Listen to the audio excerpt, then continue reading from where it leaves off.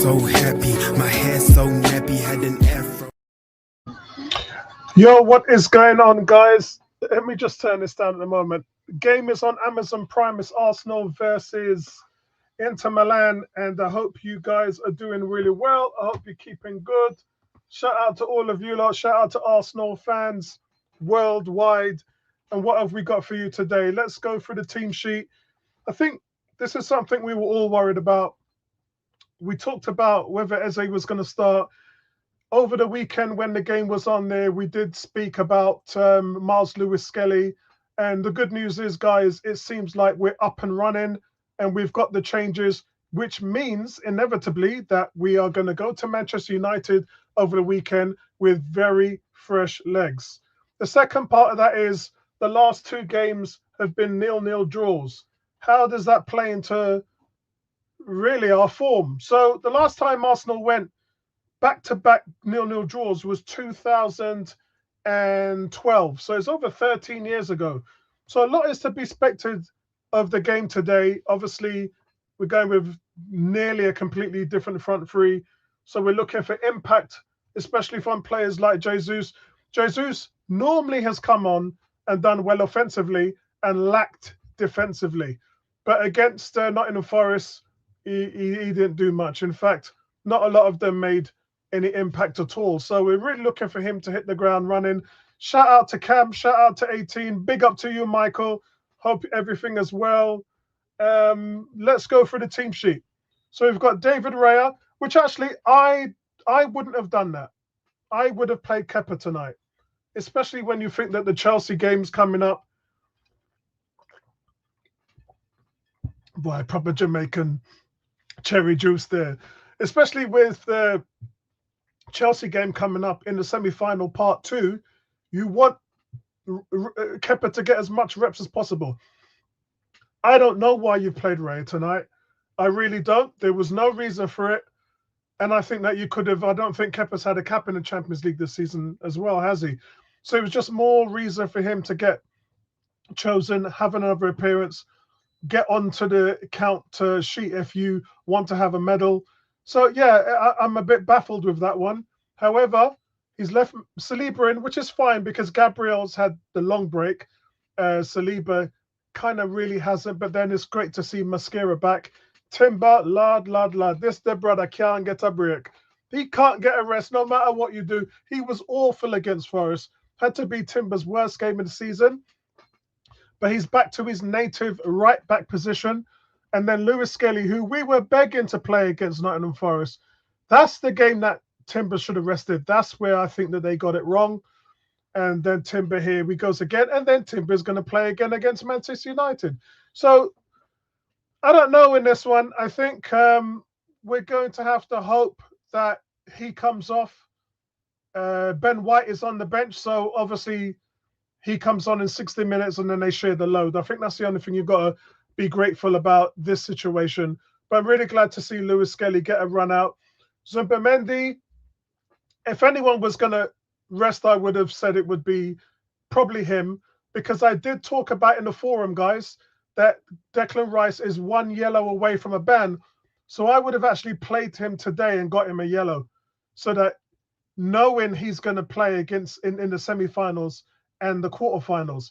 Instead, Declan Rice is benched. So that's a worry, that's a concern, because then if it does come down to it, and then we do get to the semi-final and the quarterfinals, and then he gets booked in the next game, that means Declan Rice, your most important player, really, the engine of the team, is going to miss. So I don't know what the coaches have talked about here, but I think they've missed one. I think they've missed it. They've skipped it.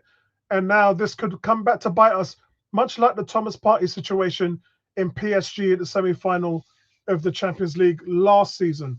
And so Moreno, no problem with that in the midfield. Eze at the 10, no problem with that. And we are looking for him to spark and come to life because, admittedly, guys, he has not played well this season in many spots. He's had a couple of games.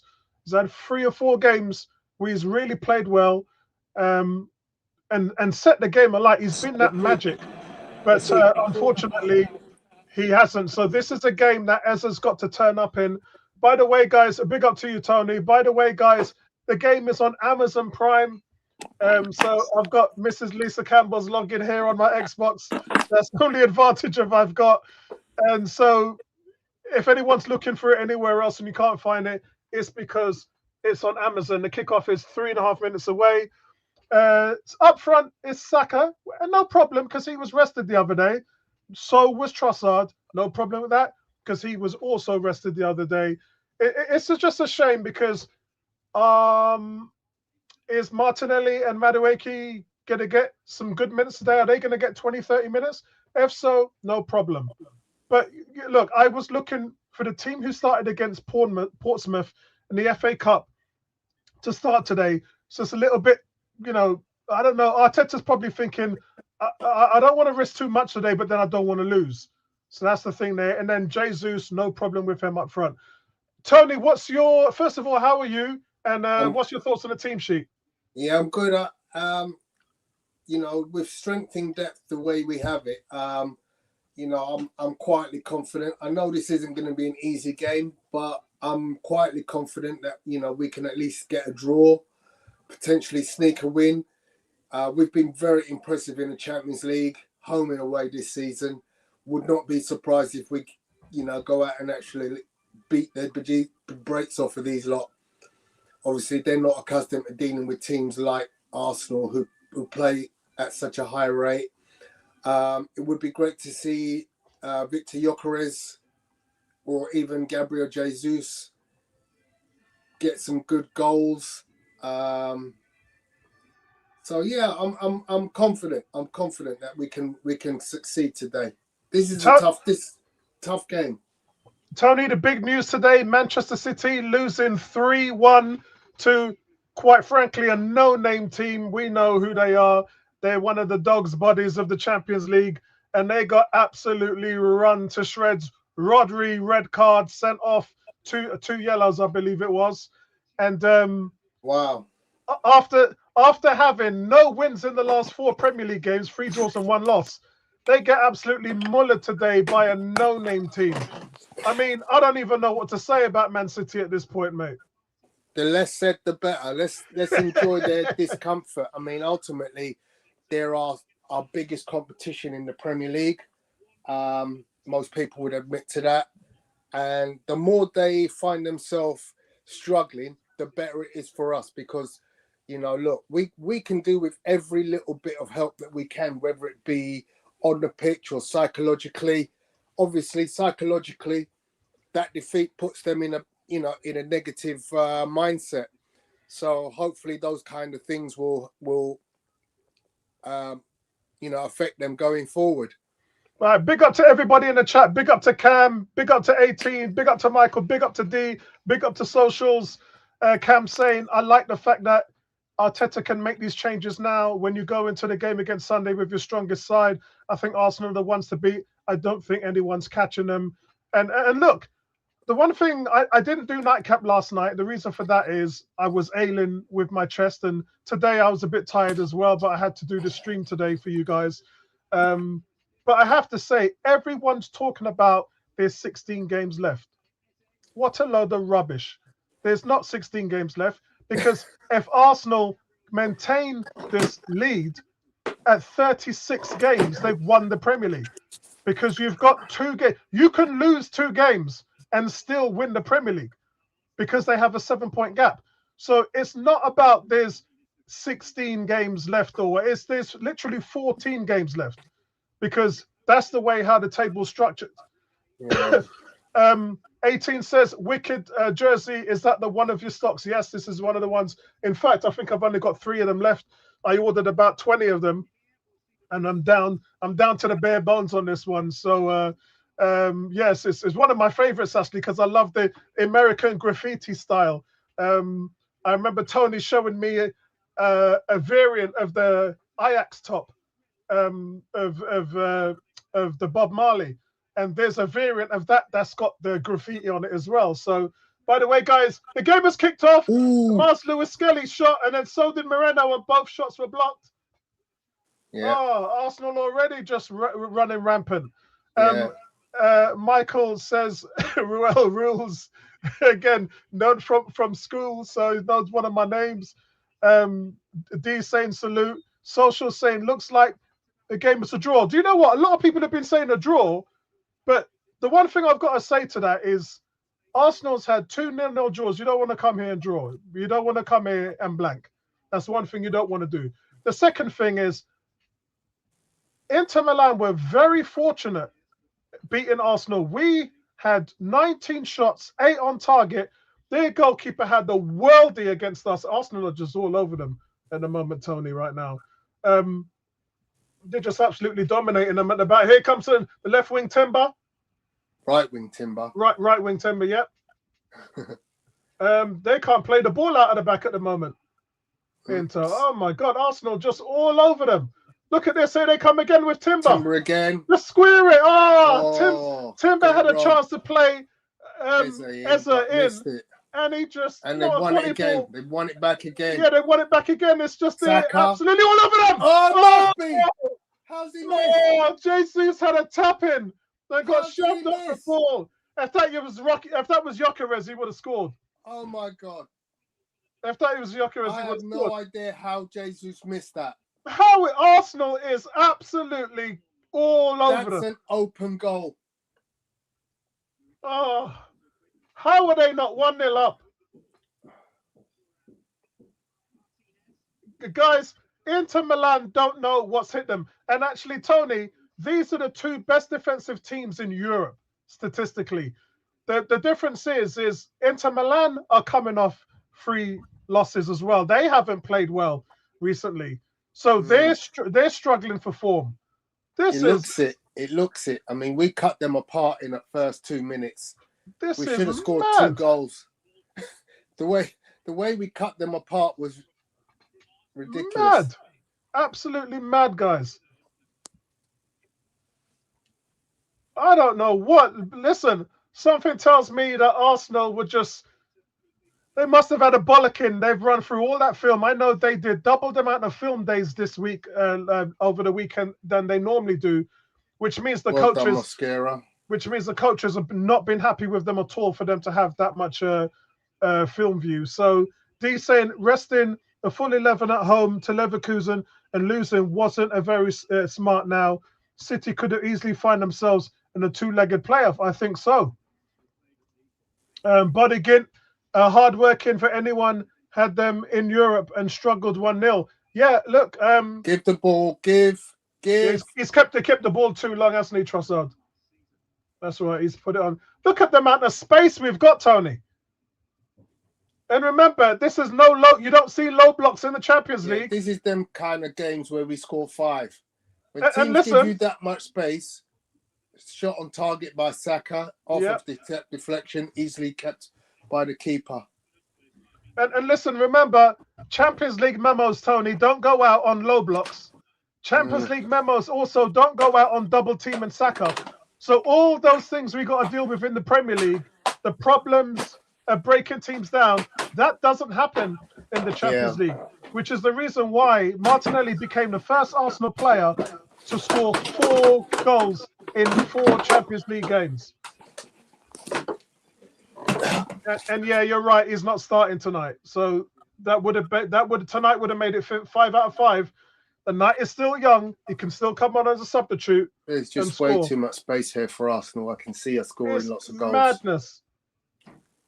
And Saka just can't believe he's in 1-on-1 at the moment.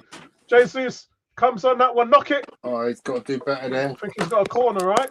Yeah, he's got a corner. Yeah. I think he should do better. Guys, it has just been relentless. Arsenal playing like the champions of England right now. This is what quality Champions League looks like. He's a really good footballer, but he doesn't have that eye for goal. Like he said, goal scoring isn't one of his strengths. You know, that's interesting. It is, but he's not a number 9. He's a winger. He should play. He's a winger on the left. I don't even think he's a winger because he's not that kind of... You don't see him with take-ons. You don't see him beat players. Oh, yeah, you do, man. He's good at that. I don't see that, Apollo. He's a clever footballer. Ooh. Yeah, very close from the corner. Did you hear their manager talking about our set pieces yesterday? Goal kick. Free kick given for some Oh, it's issue in the Mascara. box. Mascara ran into Savage. So Arsenal on the press. Absolute madness what's going on here. You can hear... You can see that they're struggling to beat the press. You can hear the Arsenal fans singing as well. Oh. It's absolutely mad, guys. Get it. Oh, close. There we go. I mean, look, they're losing the ball in the midfield like mad. Very quickly as Moreno and Zubimendi are just on them as soon as they bring the ball into the... So, Tony, I did say in my team sheet that how did Saliba get that through there? That I think Kepa should have started tonight. I'm not angry at any of the selection. I think there's more than enough football for everyone to get a bit of the action at some point. I'm pretty certain Campbell will get the call for the Chirac game, which will be, in my estimation, a full 11 change. D saying, would you give Gabriel Jesus a contract at Arsenal? No. It's time to move on. I think it's time to move on for him as well. I think you know what you've got with him. He's 28 years old. I think he's an asset to the team. Yes, I do, but not where we play him. At the moment, the fact that you've got Gyökeres and Havertz. Yeah. To me, he's not efficient enough. There's too much, dallying too much touches, on the ball. Too much of that. His positional sense to me is awful for a striker. He's never in the place to be where you need a striker to be. Look at that chance that he's just missed. I mean, any striker worth his metal would have a tap in there. That ball was perfectly weighted. How he's missed it, I don't know. So, I mean, the thing is, Tony, you can. Hey, Cranky, I sent you the link. Let me just check. I'm sure I did. I know I sent him the link.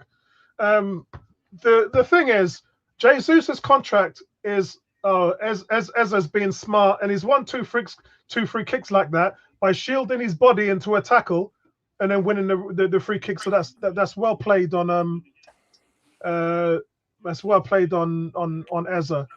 And so Cranky says Gyökeres really. Bro, I can't believe you paid 55 million for a striker and you're ready to give up on him.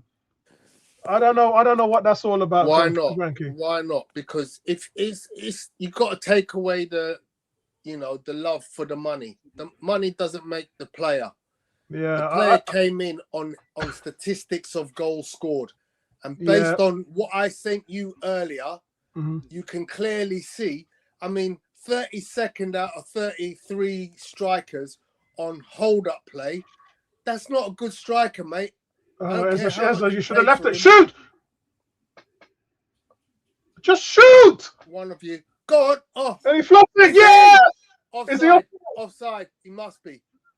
No, it's a goal. Jesus. It's a goal. Yeah, it's Jesus. Oh. Praise Jesus. It's a goal. It's a goal. He was onside. I need to see a replay. I thought he was offside. Yeah. Guys, look, the passing in the box was really good. We were just floating about Jesus. We were overdoing it, if I'm being honest. Yeah. Because we had a chance previous to actually shoot.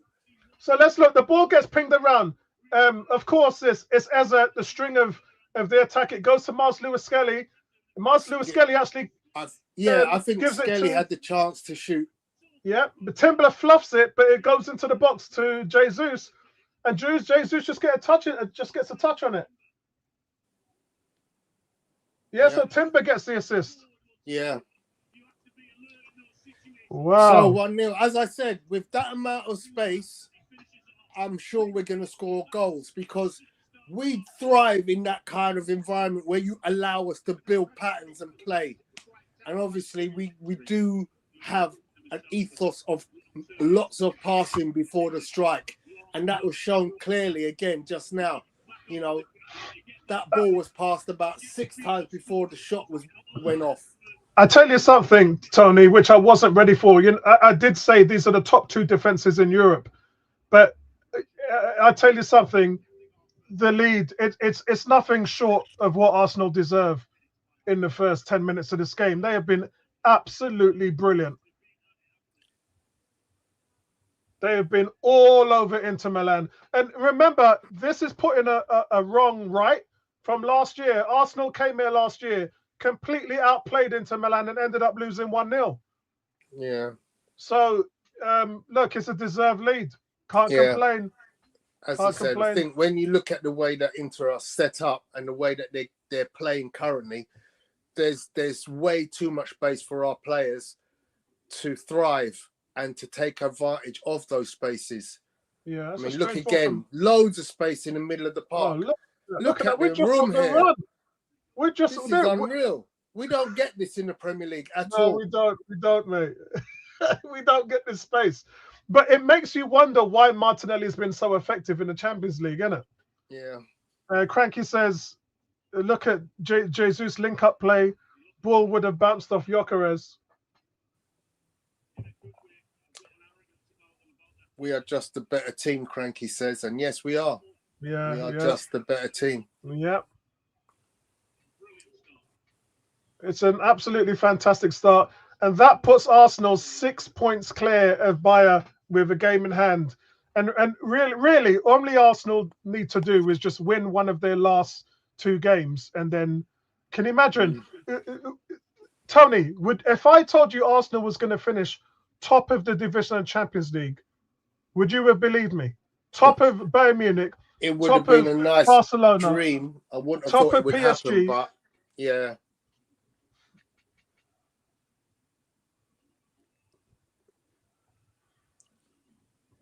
This is absolutely madness what I'm seeing here. And Inter just don't know what hit them. Yeah. And Arsenal fans right now are thinking of the 5-1 slaughterhouse at the San Siro. A lot of people went and bought the video to that. They bought the DVD. Big up to you, Lee. I hope everything is going well. Big up to you, man. Said evening, lads. Come on, you Gunners. Yeah, listen, Lee. We're completely outplaying Inter Milan right now. We are dominating them. And honestly, they could be 2 or 3 up after 13 minutes. It has been that bad. And where it is in the midfield. In the midfield, Inter are trying to build up the play, but we've got them overloaded. We've constantly got 1 or 2 men extra in the midfield, and Inter's got no space, and they're constantly losing the ball in the midfield over and over again. Right now, I'm counting 3 blue shirts in the midfield, 4 now, and 6 red shirts in the midfield. So there's just constant overloads from Arsenal in the midfield. And unless their manager does something about this, like change the formation, I can't see anything changing. Considering the last time they played us, Tony, they were 3-5-2 Inter Milan.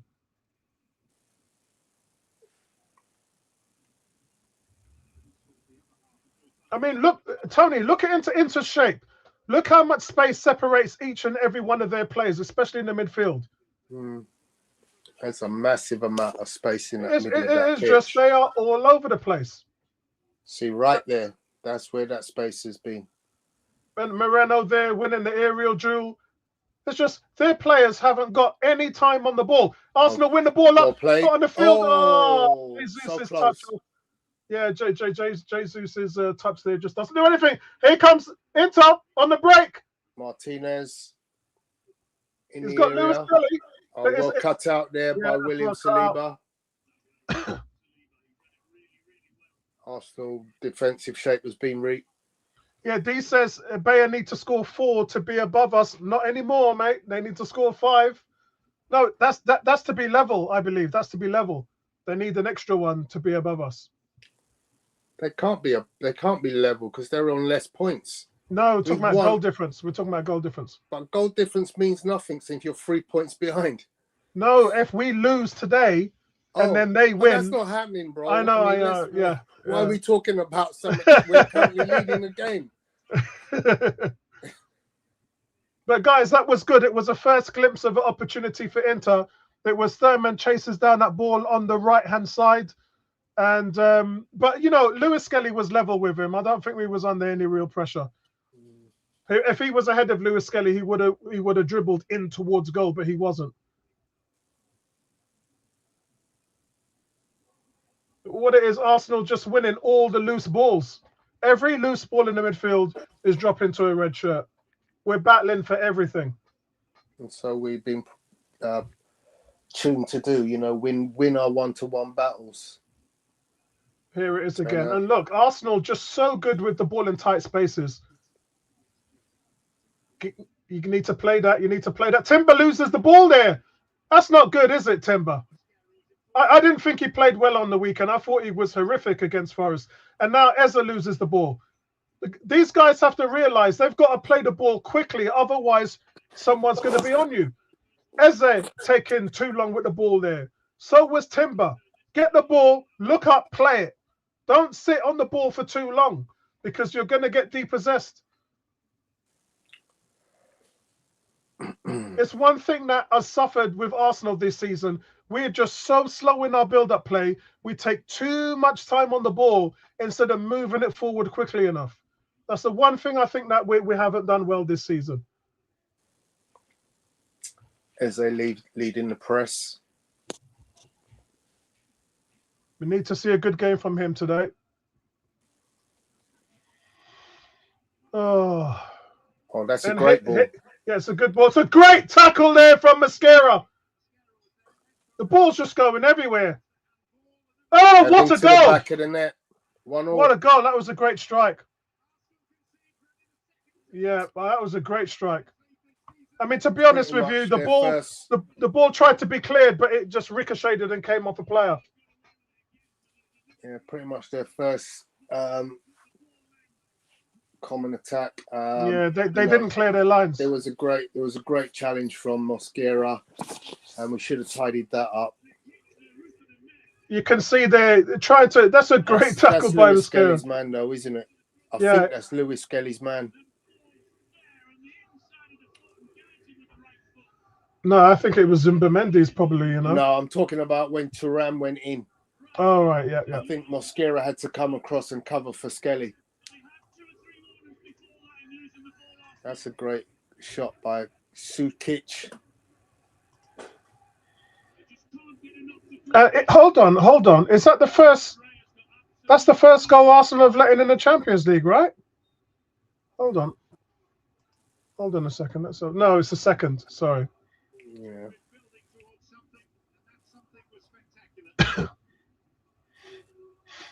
Well up, Marino.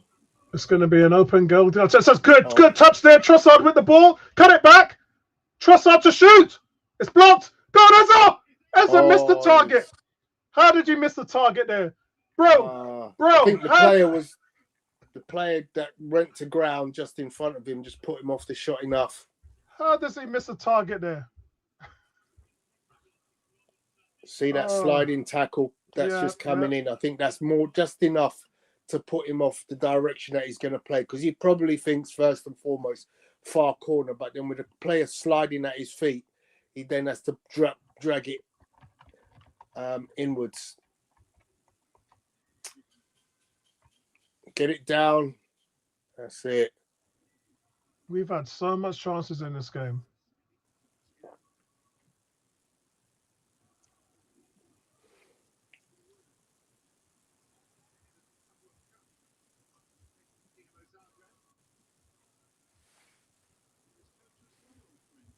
Mm-hmm.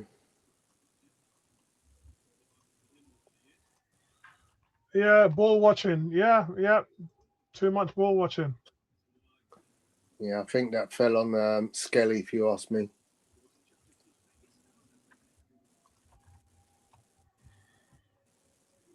Cam says, told you our B team midfield is better than the A team. We look far more fluid with Eze and Moreno. Yeah, you're talking in the attacking sense, but I always revert you back to defensively. Defensively, especially leading the press, that's Odegaard's forte. When he's not in that team, when him and Gyökeres are not in the team, um, we're on the back foot for most of for most of our possession. Cam says, really hope Eze gets a start against United. Will be a completely different game, of course, but we look so much more decisive with him in the midfield. Again, you're not talking about the defensive element.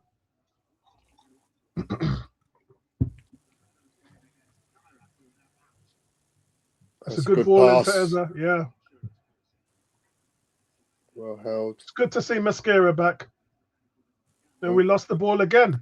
And this time it's Inter that's doing the. So remember, Tony, I talked to you about overloads in the midfield. It seems that the Inter coach has made an adjustment because I'm not seeing those mismatches in the midfield by numbers anymore.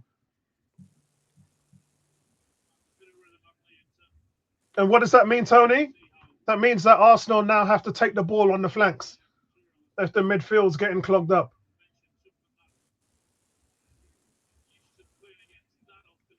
Inter with the press here, man. That's good by Saliba, but you've got to play the ball.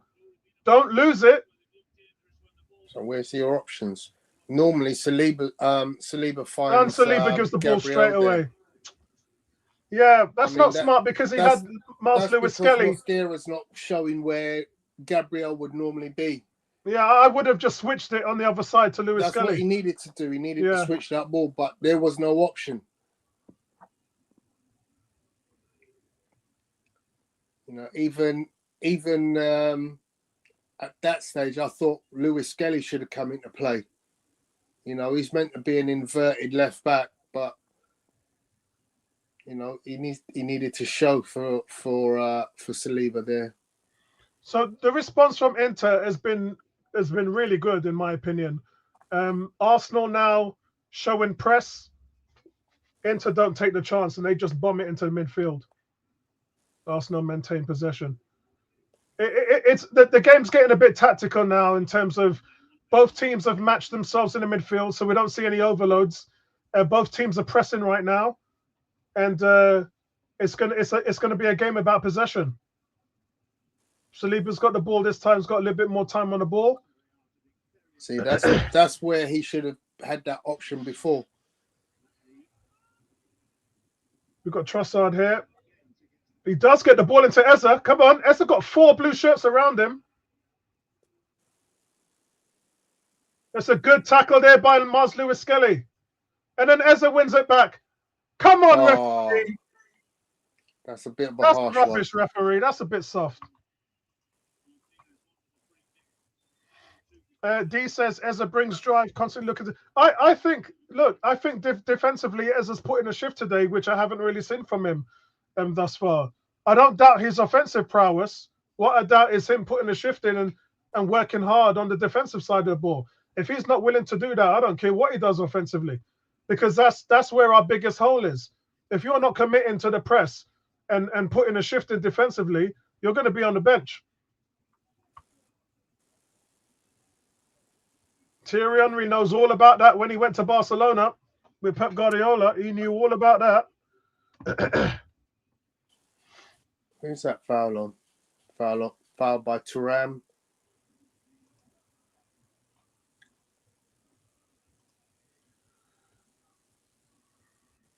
Inter have found their feet in this one, but go on, Saka. Yeah, he's got it. It's a little flicking. He made the wrong pass there. It's squared to Lewis-Skelly. Lewis-Skelly goes to Trossard.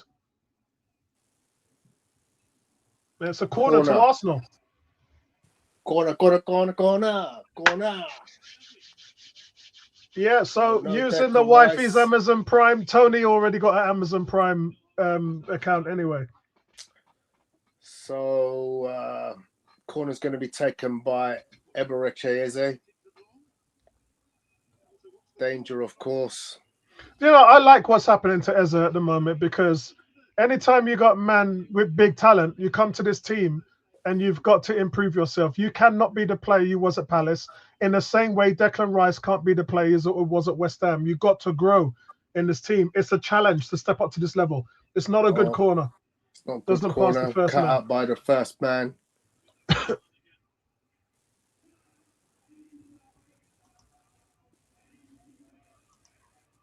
Miles to take the throw in. And see how effective this throwing coach is. Very simple throw there. I was wondering if I was going to see a 30-yard throw.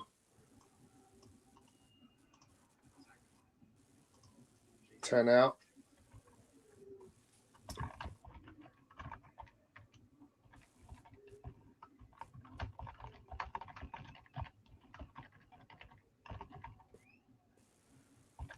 Turn out. Ball goes over the top looking for Saka.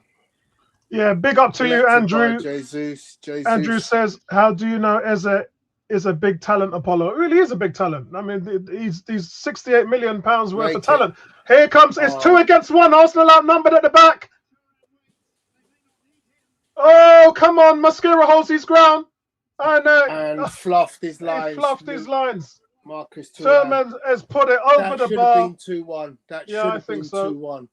I don't know why Martinez didn't play Thuram in first time. Yeah, and you can see Arsenal just committed too much men forward, and they were on the counter-attack. They were outnumbered. Really, Lewis Skelly's got to get on the left-hand side and shut him down because he already knows Mosquera's in front. Yeah. See, and then, again, Skelly out of position. What is he? You know, we've seen this in the last few weeks way too much. Yeah. Arsenal, come on, don't get sloppy. Move the ball.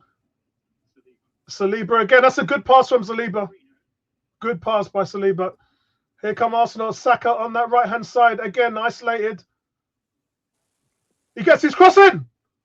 And it's defended. Cranky says we're all over the place defending. Yes, so are they. That's the type of game it's become.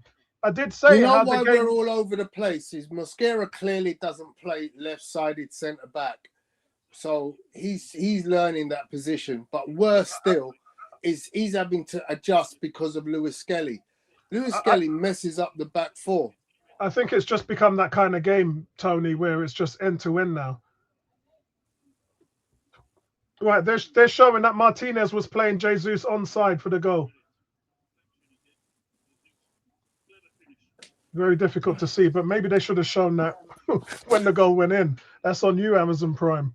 How are you going to show that? How are you going to show that? What was that? 25 minutes later.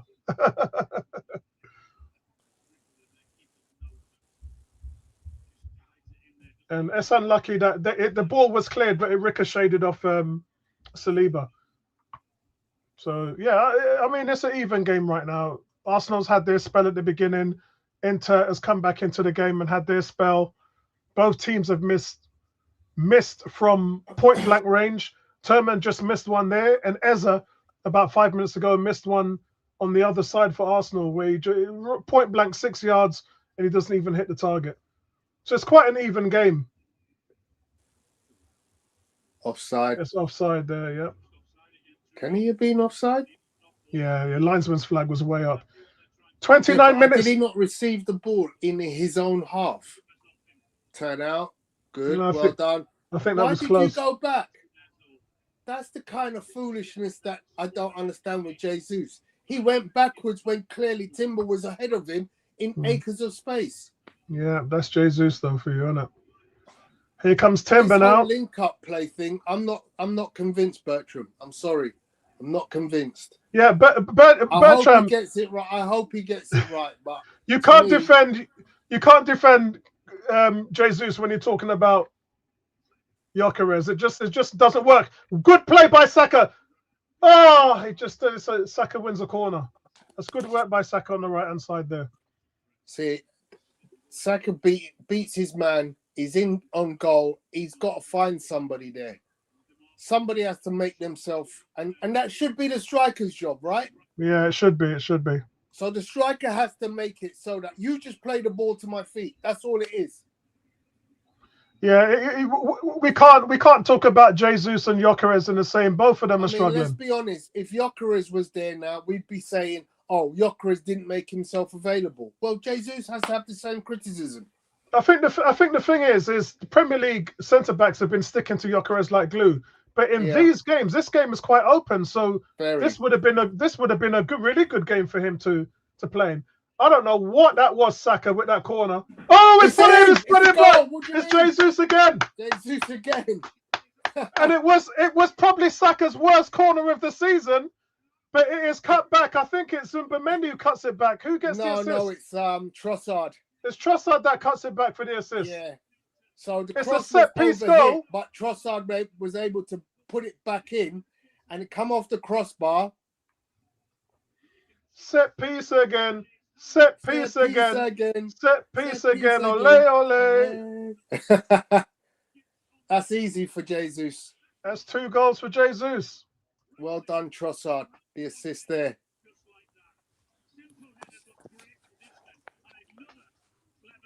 Yeah. I mean, just too easy for Arsenal there. The corner caused mayhem because it was so long. None of their players switched on where the ball might come back to, and in the end, it was it was a sitter for Jesus. So 2-1 to Arsenal. Yep, and nothing less than we deserve because we have been. We've had the better chances. Game. Yeah, we've had the better chances. But it goes without saying their manager was concerned with all the set pieces. Arsenal score from another corner. What? Referee keeps giving that to them, That's and it's not just a foul. So apparently Saliba brought down Martinez, but Martinez literally just sat down. Madness.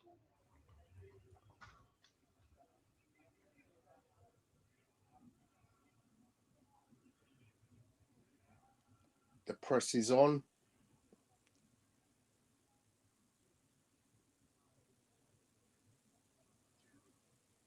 I think you're right, Apollo. I think in a game like this, Gyökeres would have sat, would have been a great option. Yeah. Andrew says well Jesus on the end of a cross. That's ironic. Mascara. I mean, Jesus never gets on the end of crosses, but to be fair, Andrew, that was a corner, so he could only ever be in one place because it was a corner. If it was from open play, then he probably would have been behind the ball. Ball goes off the referee. 18 says, enjoy the way Apollo and Tony bounce off each other. Yeah, boy, 4 decades in the making, brother. My wife's calling me. Hold on, guys, back in a second. Yeah, so Inter back on the ball. Now trying to, again, equalise. The long ball goes in towards Thuram. He heads it on, but only into the hands of Raya. Raya looking for a quick distribution. Not there. It's now at his feet. He may have to go long. Mosquera's on, though. If he looks up, he does indeed go long. Towards Jesus. Second ball picked up by Trossard. Oh, Arsenal lose it. Martinez in the middle. He's in on goal. And it's a corner. Well defended there.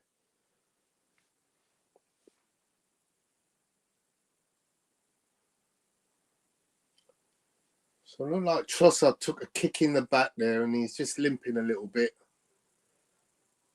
A bit painful. That looks a bit... He's walking very gingerly. Corner goes short.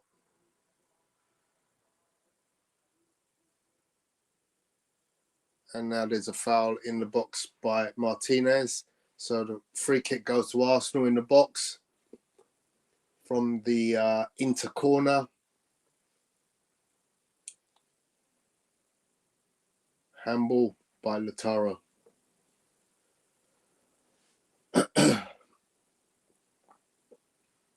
Great ball out. Zubimendi to Timber.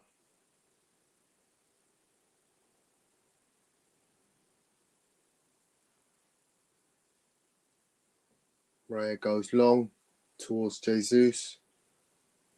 headed out for an Arsenal throw-in. Timber's in a position to take quickly.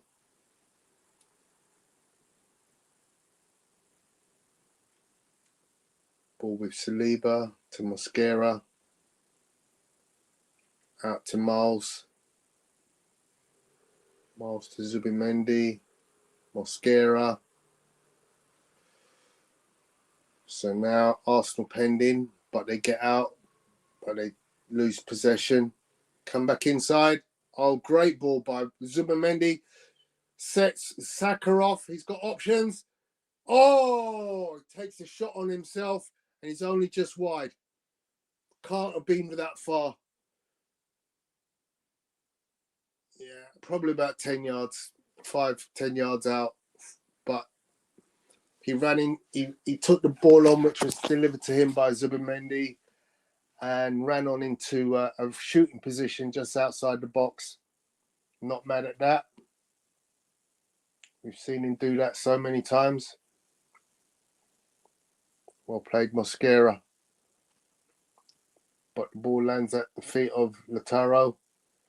Come wide now. Get there, Miles. Get there. Use your body. Well done. Miles did well there. Second time round. Managed to get a goal kick.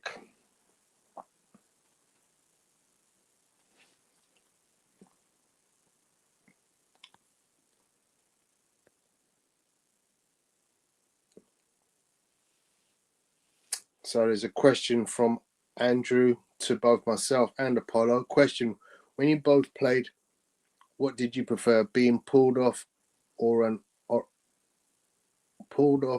orange at half time? I'm not really quite sure what that question means. Saliba is absolutely tearing up the pitch. And Saka is in. Oh, he was in a great position there to deliver across. Just couldn't find the right person to deliver it to. He's in again. Saka again in the wide position to Zubimendi.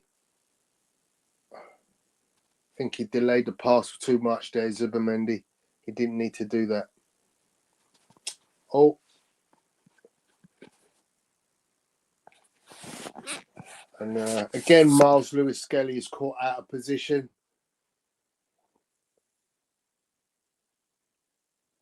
You know, the player that is running in on goal has left Miles Lewis-Skelly for a joke. And he just doesn't have the legs to catch up with him. And that player gets a shot on goal, but he misses quite widely. But the fact that he found himself running down the wing with no defender to confront him tells you a story in itself.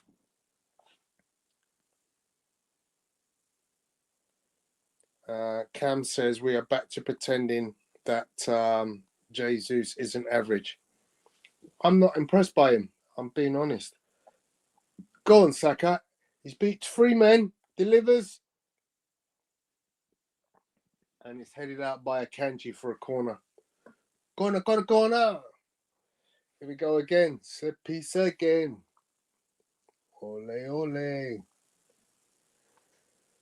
Saka will take the corner. Obviously, there was absolute mayhem at the last corner taken by by Saka, from which we scored. What will they do this time? Inter clearly haven't done their homework because they don't know what this Arsenal setup is, where all our players line up at the back and then run right in front of the goalkeeper. Is it going to go deep again? Someone's going to stay deep. Here we go. It's a good cross. Punched out. Oh, good punch by the keeper. And this time there's a foul in the box on the keeper. Not really sure who's supposed to have fouled him.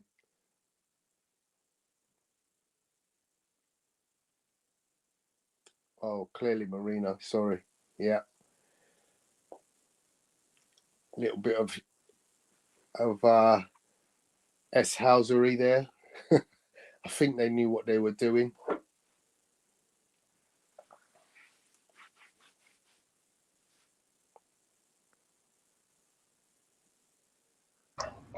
Okay. So we've got a question here from Andy. Tony C, if you said pulled off, I would be concerned. That sort of behaviour is never allowed. Leave that for the bedroom. Andrew was cracking jokes on me and you, but I'm not really getting what this joke about. Would one of us be pulled off or stay on for the oranges? I'm not really sure. That's a great ball.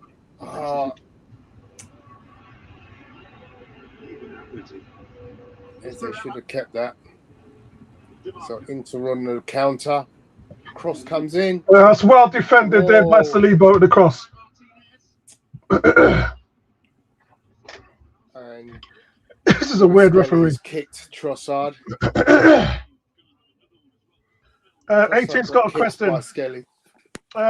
Rank from 1 to 4, Saka, Martinelli, and Madueke. So ranking the wingers. Saka is 1. I'd probably put Madueke 2, Trossard 3, and then Martinelli 4. I'd put Saka, Trossard, Madueke, and Martinelli. Yeah, Miles Lewis-Skelly is responsible for taking out Trossard there. Andrew oh no, Lautaro kicked him. Andrew is so horny these days, so funny, pure jokes. Madness. Guys, if it's one thing I can say with Inter, look, this is Inter Milan. Don't sleep. They are a quality team. They're going through a little bit of a patch. We've got them all over the place defensively, but I'll tell you something now, guys. When they're on the counter, they look the part. When they're on the counter, we can't be sloppy. We can't afford to be sloppy. That's a great pass. Well up Mosquera. Missed by Marino, and now they're through.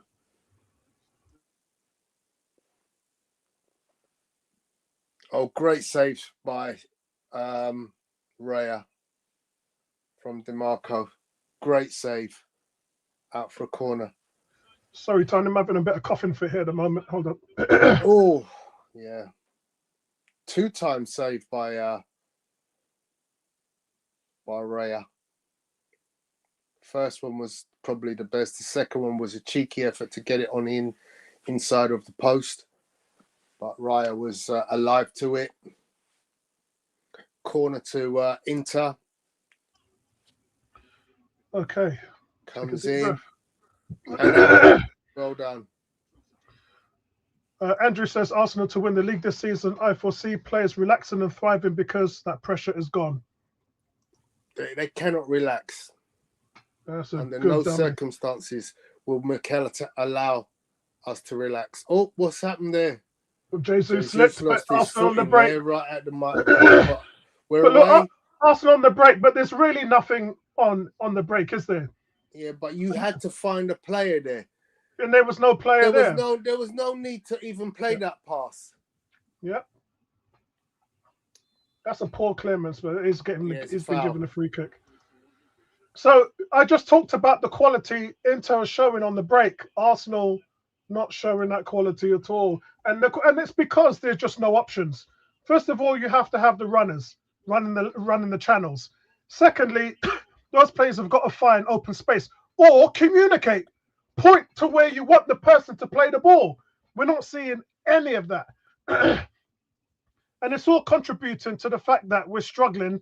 And we have done in the league as well. Anytime we're pushing the ball forward on a counter, we have struggled there as well. It's just not clicked. I mean, ultimately, you shouldn't be pointing. You should just have a knowledge of where to be and what position to put yourself in. Because clearly, these players are trained relentlessly together to build those understandings. You're supposed to just know, look, if you get here, I'm going to put myself here or there.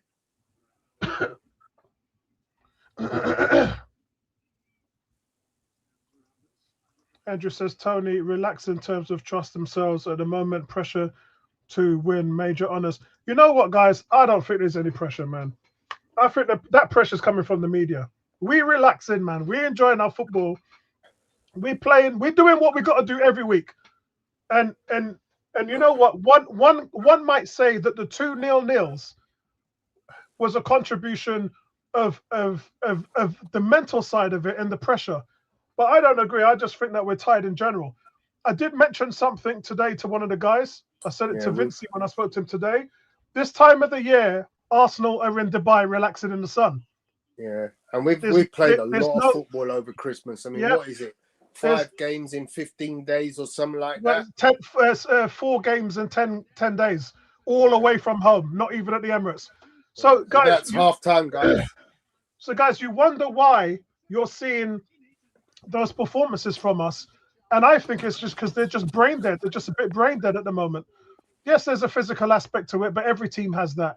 But I think with Arsenal, you've just seen it where they're just mentally fatigued at the moment. And as I said, they normally would be in Dubai, relaxing in the sun, not thinking about football, just enjoying let's themselves. be honest, we haven't had Dubai for what? When did we last have Dubai? 2 years ago? Was it? I'm sure it was last year. Did we get knocked out the FA Cup early last year? Yeah, we did. Yeah. Okay. We was there last year as well. Okay.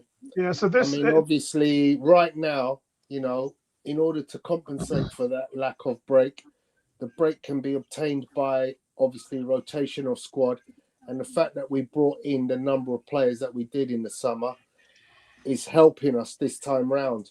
You know, last year we struggled after Christmas because when we started getting injuries, we didn't have the cover, which is why Miles Lewis-Skelly ended up playing the amount of minutes he ended up playing. But this time round, you know, we're still suffering with the injuries. I mean, you know, look, I think this team would just look so much different when Calafiore's available. Yeah. But we've got cover. Yeah, we have. Good cover at that.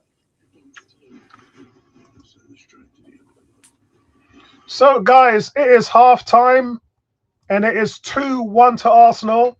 It has been, it's been a decent first half. Number one, never forget where you are, guys. You're in the Champions League. You're playing Inter Milan. You're playing one of the European giants. But the only thing is, Tony, I wouldn't expect the game to be so open. There's a lot of freedom for these players. The ball is just not secure enough for me. It's not a tight game at all. Arsenal obviously haven't been convincing at the back as much as Inter Milan has been convincing. And I did say to you guys, statistically, these are the best 2 defenses in Europe. And so I don't think in a defense. I mean, I think the fact that they're a strong defensive team in Europe flatters them right now, because any decent offensive team would take them to the sword right now. I think Arsenal, in our pomp, when we're really on our mettle, we score 4 goals this half, because they looked totally shell shocked at the beginning of the game. Yeah. I do, yeah, definitely. That's a good question, Andrew Roach. Cranky has joined us, Apollo. Okay. So Arteta is probably feeling right now. No control. Andrew Roach's question: are Man City imploding? To me, they definitely are. It's Man City imploding. It's not. It's a collective now. Anyway, how you doing, man? I'm really struggling at the moment, Cranky. I'm so glad that you've come in. Sound like you're under the weather. Yeah. Take a time out, Apollo. I'll be back. I'll be back in a second. All right. My good friend, Cranky. How you doing? I'm very well, sir. I'm very well. Interesting first half. Very interesting. Thought it was going to be a blowout, and then Inter decided to come and play some football. And we're a little bit all over the place defensively. Yeah. That's why I talk about Arteta's game management, which is non-existent. So first thing you notice through the first half, switch switch Mascara and Saliba because Turhan is giving him a hell of a time. Switch them. Saliba is bigger, he's stronger. He can deal with that physicality. We don't have Gabriel on the left side. Mascara is struggling. Take him off him and be on Lautaro Martinez, which is an easier, at least physically less imposing player to handle. That's the first thing. I'm not sure why we haven't done that. It's not rocket science. And then secondly, you know what? In relation to that point, though, Cranky, I mentioned it a bit earlier. Do you not think that Mosquera is having to compensate for Miles Lewis-Skelly?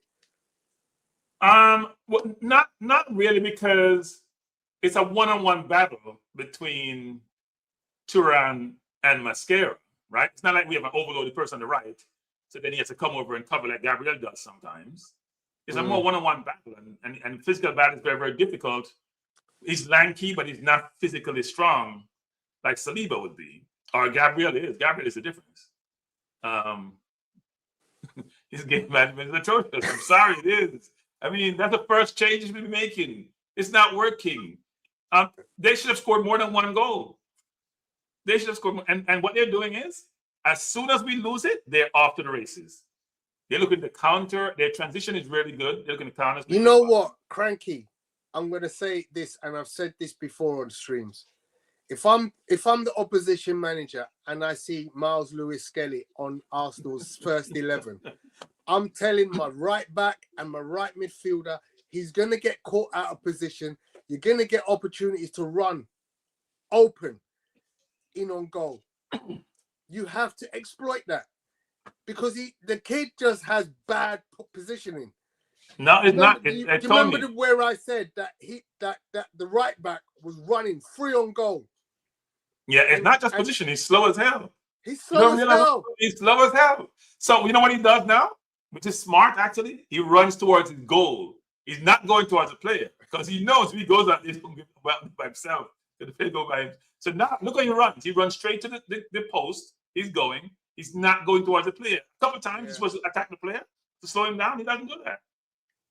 And because he's realized he's so slow, if you go towards the goal, you have a better chance of confronting the player close to your goal versus go towards the player and you get run by you. Absolutely.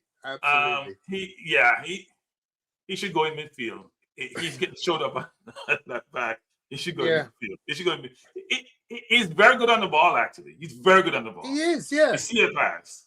I mean, if I'm being honest with you, bearing in mind that we do have half a month left or a week or so left of the transfer window, I might go and get a left back just because it's the one place that...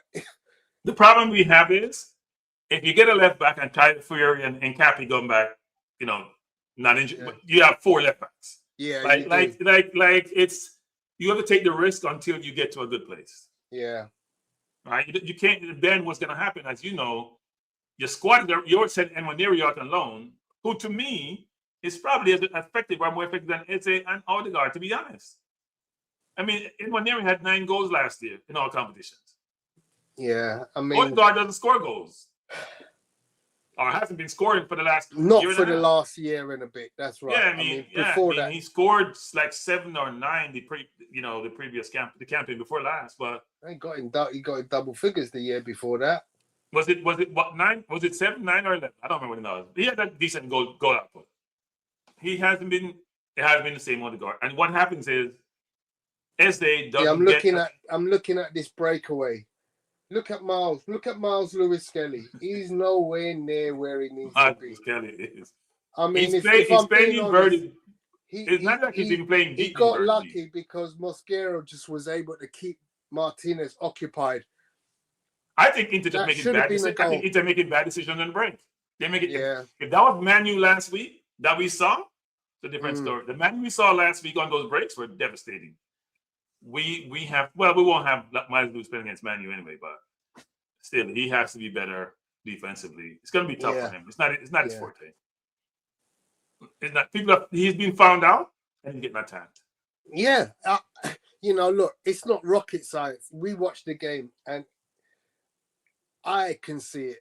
So opposition must be able to see it. Look, their left back. He's a young kid.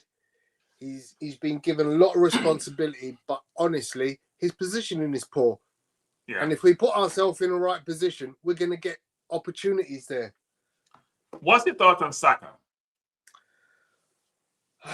Saka is Saka. I mean, ultimately, he's going to get assists because he takes corners. Take out the corners. Take out the corners. Okay, he's still a threat. I mean, he hasn't been great of late, but he is still a threat. Is he more effective than any of our other wingers? Probably, just by a smidge.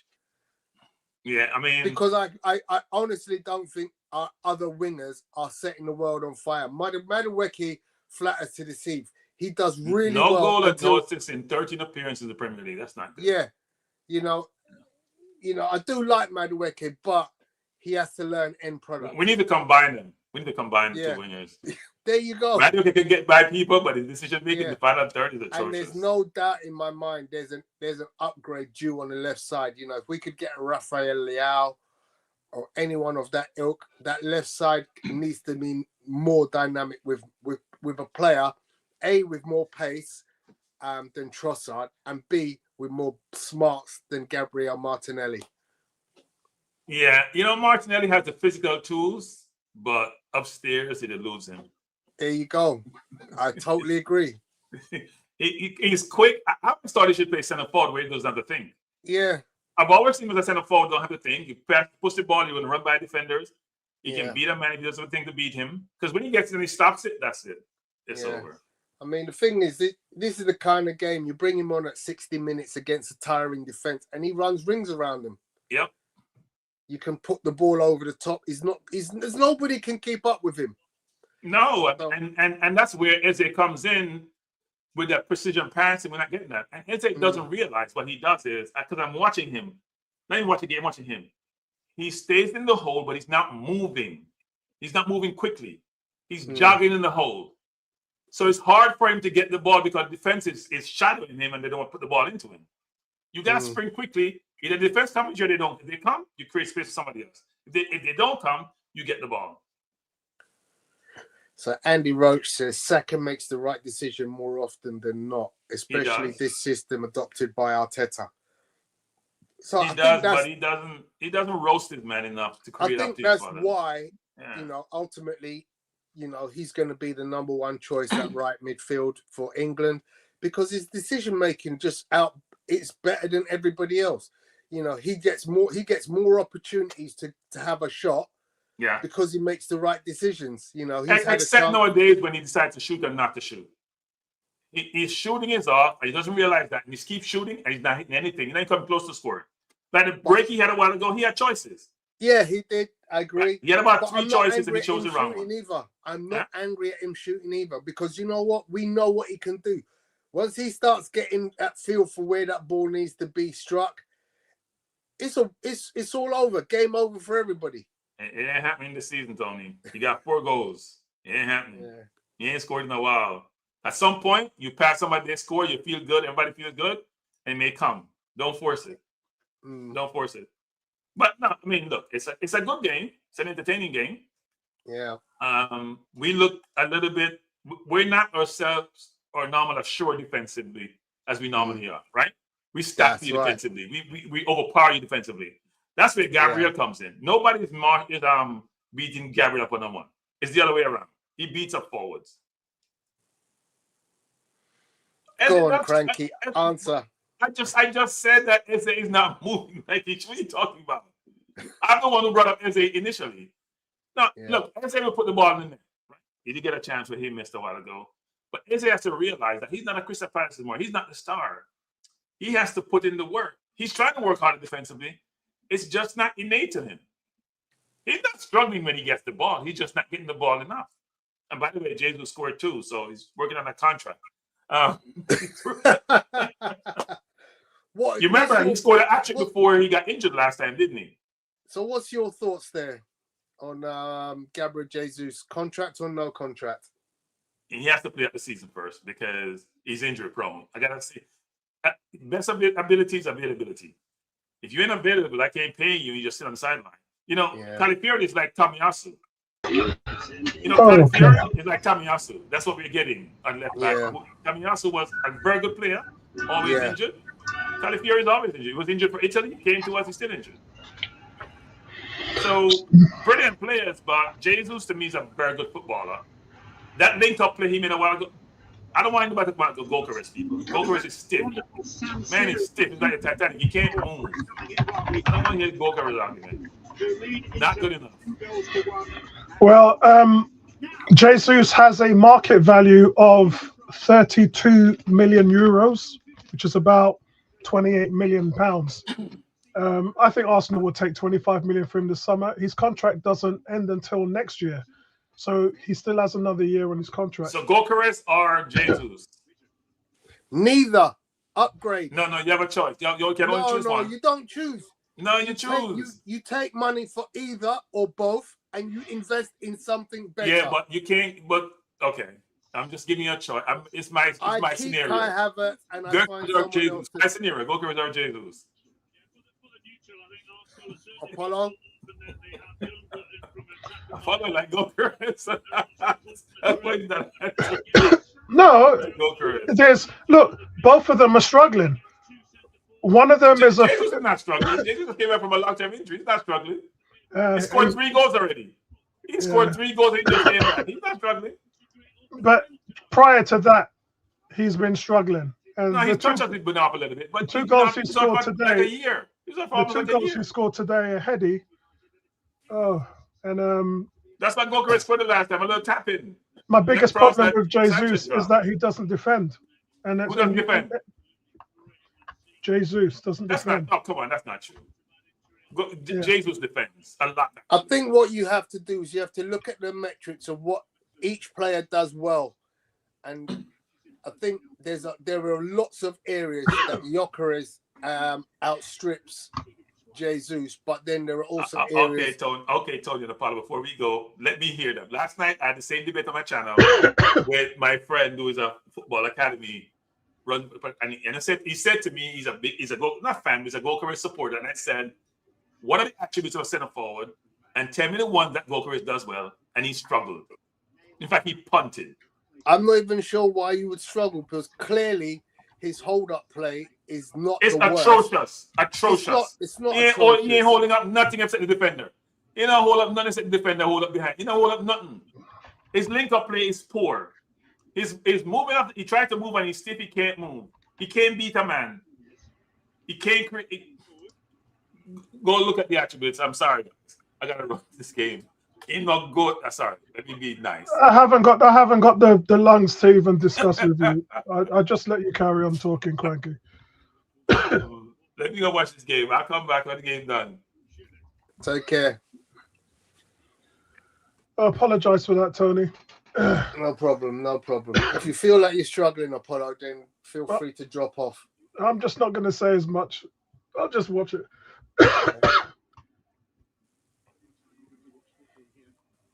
So no changes at halftime, guys. Same 11. I expect changes because I expect Mikel to rest players ahead of Man United at the weekend. Marino's on the ball. Finds Timber, who's got Saka. One-on-one Saka. Gets the crossing. Cut out. Throw to Arsenal. Which Timber will take.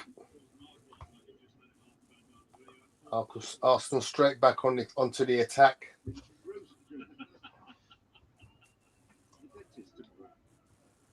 Plays it short to Zubimendi. He plays it back to Saliba. Saliba to Mosquera. I don't know why Mosquera passed up the opportunity to play it to Miles. Miles now gets it, miscontrols it, finds himself in trouble, but finds it back to Mosquera, to Zubimendi. Through the line, great ball by Zubimendi to find Marino, who now finds Trossard one-on-one. Edge of the box, in and out, and he wins a corner.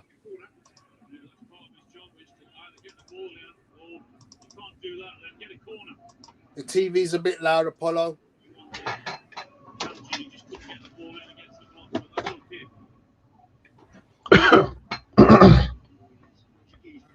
So corner to Arsenal, which Eze will take. Let's see if the Inter defence, who are playing in zonal marking, which Arsenal love. Let's meet and drink for them. Cross comes in, and it's over the bar. Guys, this is the scores from the other games at the moment. So it looks like it went off. It came off their number 9. It came off Thuram. Should have been another corner. Tottenham's beating Borussia Dortmund 2-0.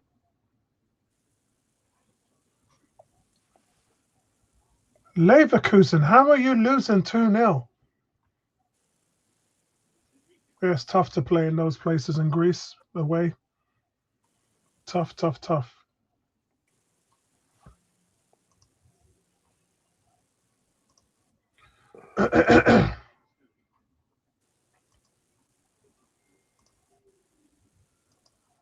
Honestly, I feel like I've got half a lung. I don't know what happened to me there, Tony. Yeah, now take your time, my friend.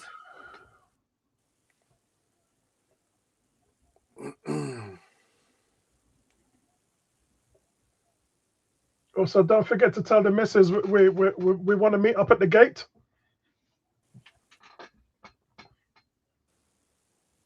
So just let me know when you're free. Okay. Play it. Saliba's just tried to. That's better from Jesus. Hold up there. Oh, good ball. Here they come. Trossard in. Jesus on for a hat trick here. Who's he going to find?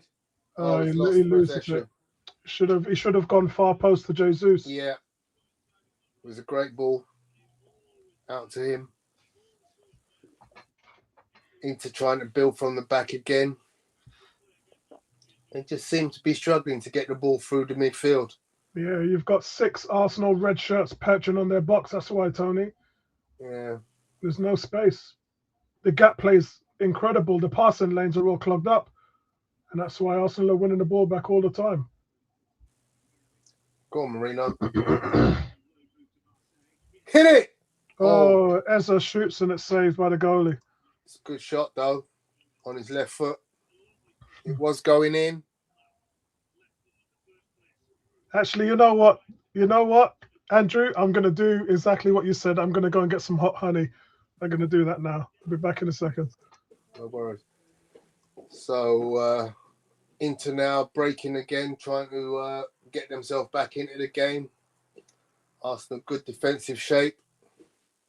Look like they're going to have to go back. Yep. Back and back and back.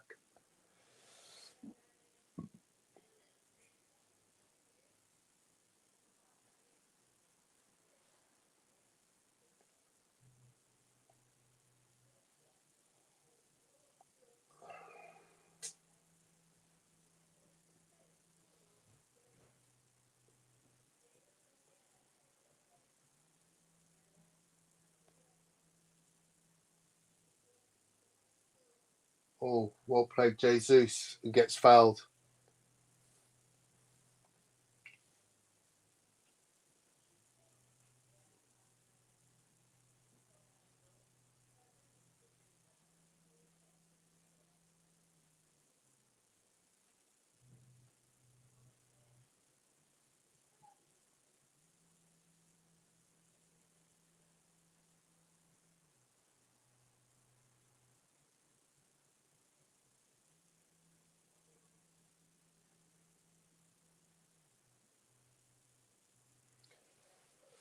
Arsenal coming out. Saliba to Timber. Nothing silly there, Timber. Wins a throw in off Lautaro Martinez.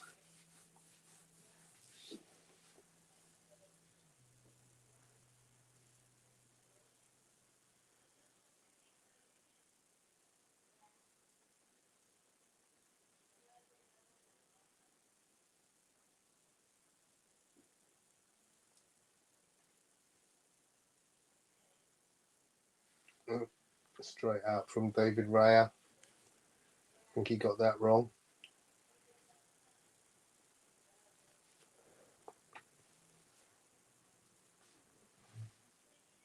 So Inter and throw in the Arsenal half. Goes long towards Thuram. He's backed up by a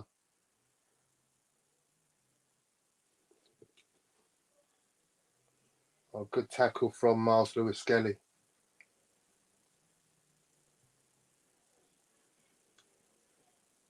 And kicks it straight out of play. Lautaro Martinez is down.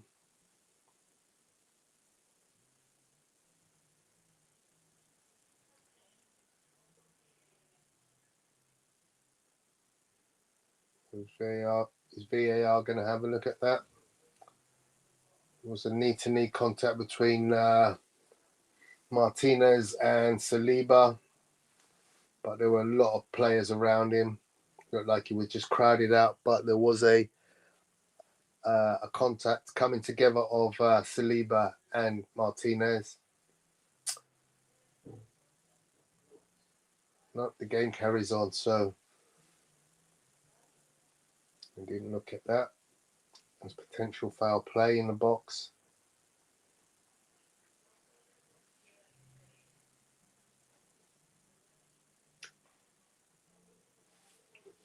Jesus has to do better there, holding that ball up. Ball comes to his feet and he's immediately robbed. And that is where Gyökeres definitely is better. There's no way that Gyökeres is getting buoyed like that. As they say, too small.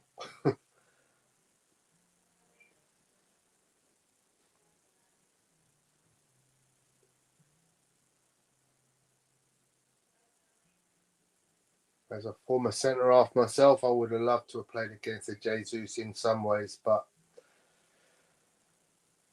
you know, he's just given away by Inter in a promising position. Trossard to Jesus. Jesus, you need to make yourself available. He's literally just jogging in. Like, the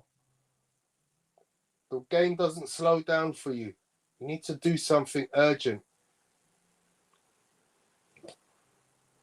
Seems to have rested on his laurels now that he scored 2 goals. His intensity has dropped. Marino on the ball, finds Zubimendi. Zubi to Saliba. Goes all the way out to Saka.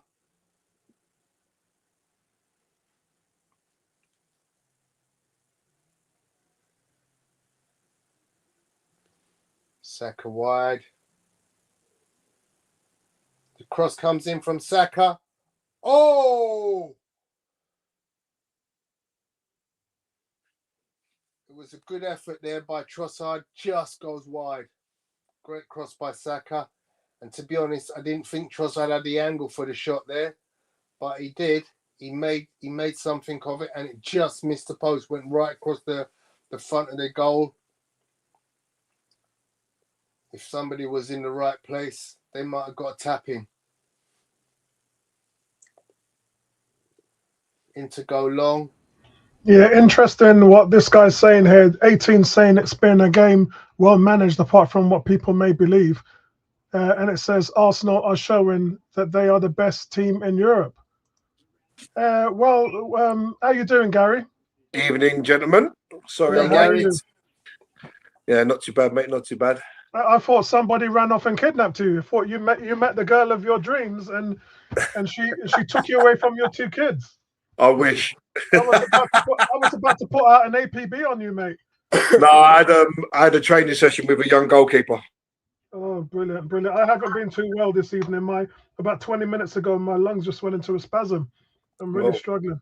Take it easy, my friend. So How have we played? This game, Gary, Arsenal have had dominant periods because Inter are playing very wide. So they're leaving lots of gaps. Arsenal in the first 10 minutes might have been 2 or 3 up and were playing brilliantly. got their early goal and then defended weakly for the equaliser, then went back up the other end, got a corner and managed to score from that corner. But, I mean, a more clinical Arsenal would definitely score more goals. So, It sounds like the story of our season. yeah, I mean, I'm disappointed by some of the play of Miles Lewis-Skelly. I think he's getting caught in the wrong position too often. Ooh, well done. Is this just a case of him not having any minutes in his game and not being up to the rhythm of it? That's not true, because he has actually played a lot of minutes in the last few weeks. Has he? Yeah. He has sure? played. He has been involved in a lot of games Oh, in the last few weeks. Mikel Merino just fell over, man. Yeah. Cross comes in. He's got to be offside. It has to be offside. Yes, it is. Free kick to Arsenal for the offside in the box. Andrew said Gary's on the run. He's just dressed in black. He's wearing his balaclava. You just can't see it. Gary's in the middle of a health kick. I've lost over 1.5 stone in 2 weeks. He's called him. He's called him Grant and Phil Mitchell.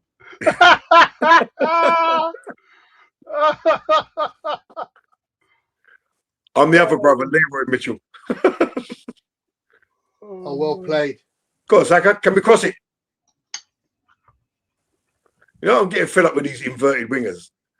I'm getting fed up with these wingers on the opposite side, man. Always having to cut in. DeMarco's got some rubbish hairstyle, man. Why didn't Timber just let that go out for a corner?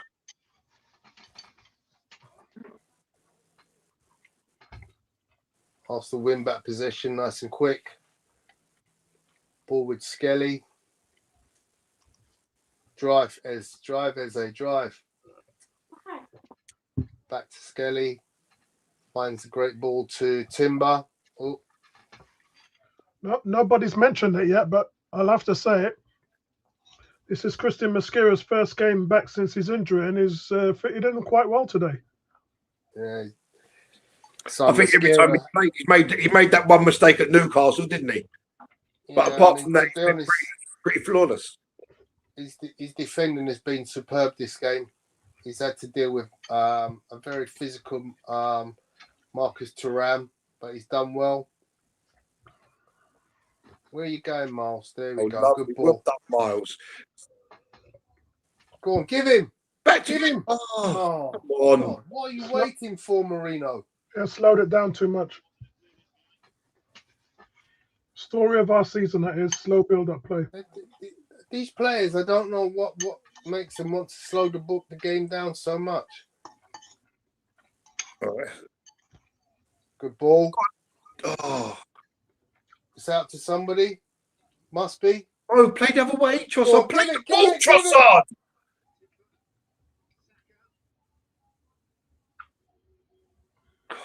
Ball still in play. Arsenal still pressing on the into penalty area.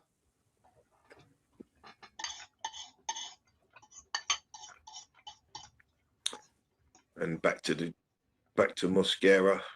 That's because Miles Lewis-Skelly is in the wrong place again. Yeah, but he had to come across. Over there. Yeah, but he had to come across for the previous ball. That's why he was there, because he had to come across for the previous ball. He was on the cover. Go on, you're in. Shoot. Why did he take so long? Why did he take so long? It was on his left foot, Tom. He was on the good foot. He was on his left foot. Why did he? Don't need to do nothing. What was with the star? Oh my God! What's happened to this guy? He gets a glorious chance to shoot, and he just dilly dally. Yeah, he just took too long with the shot. Ben White and Rice and Decker's got to be White for Timber, isn't it? Surely. Yeah, I would imagine. You need to split the unless it's Mosquera, who's played over an hour. on his return. No, that's Arsenal? What? No, that's the Inter No, sub. but he just showed 12 and 4. Yeah, so that's it's for Inter. no, it's not. It's for us. Oh, right. So it's Timber for White and Eze for Rice. He done it while they was making their subs. That's what confused everything. Well, 4's White. And 41 is Rice and 12 is Timber. And Eze 63 minutes.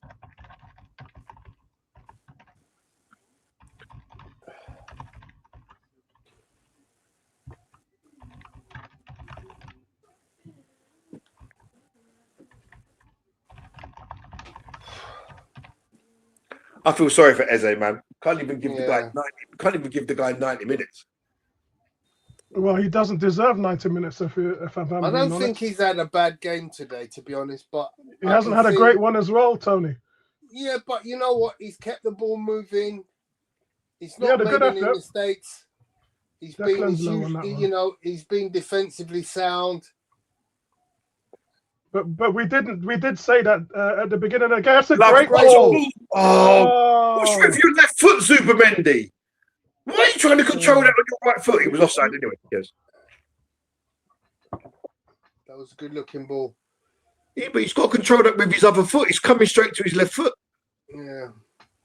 Defense splitting ball. That's what Miles gives you, though, isn't it? It's again by Mascara. But this time the referee is, what are you doing, ref? As they say, they don't like it up them. I mean, today's game is showing you really what as a season's been all about. He had a good chance, though. I thought he was close to scoring. Yeah, they rushed him into left foot shot. Yeah, it was a rush shot. Save. If he had an extra second, he would have put his boot underneath and lifted it in the top left corner, and it would have been another goal. But that's where we are. Unfortunately, these are the standards, Ezra. This is the standards. It's tough at the top. Oh, unlucky.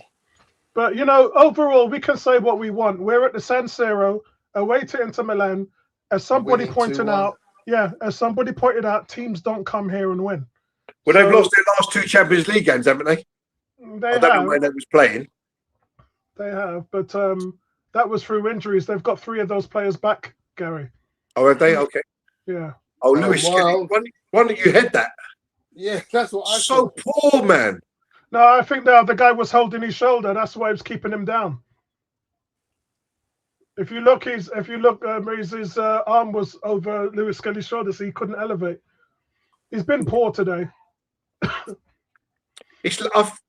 Tony said he's played a few minutes in the last couple of games, but I didn't see him against. No, I don't think he has. The last game he played. The last game was not play the whole Portsmouth game. Yeah, but we've had 2 games since then.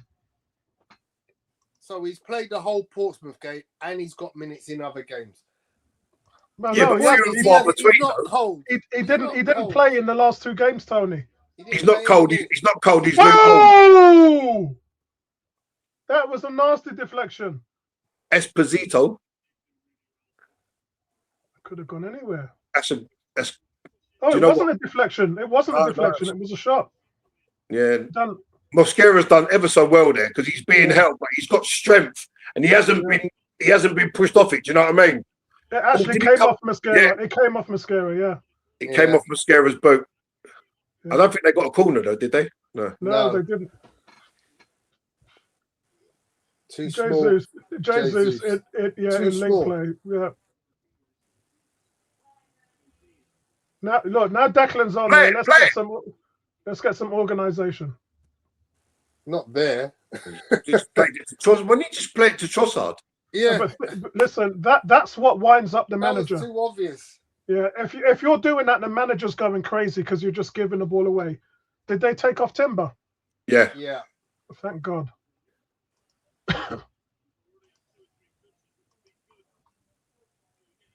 Mosquera hurrying him, man. That's not even a foul.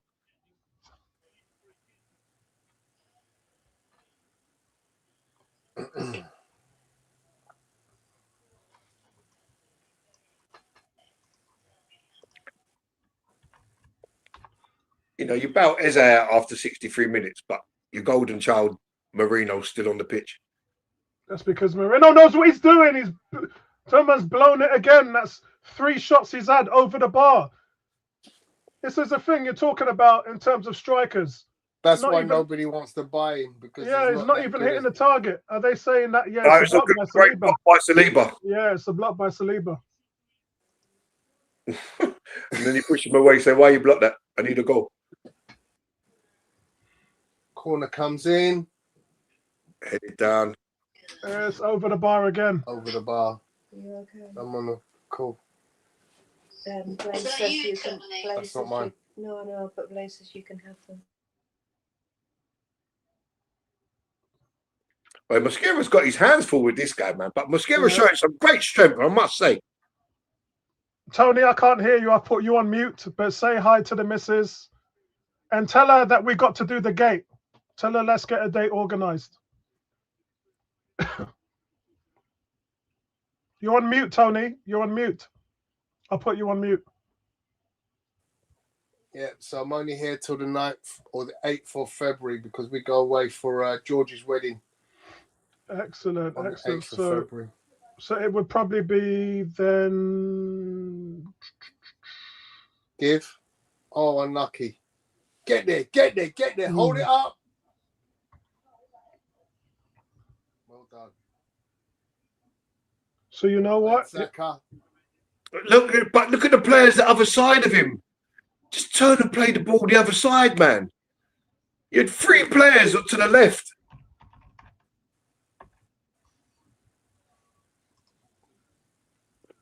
Help.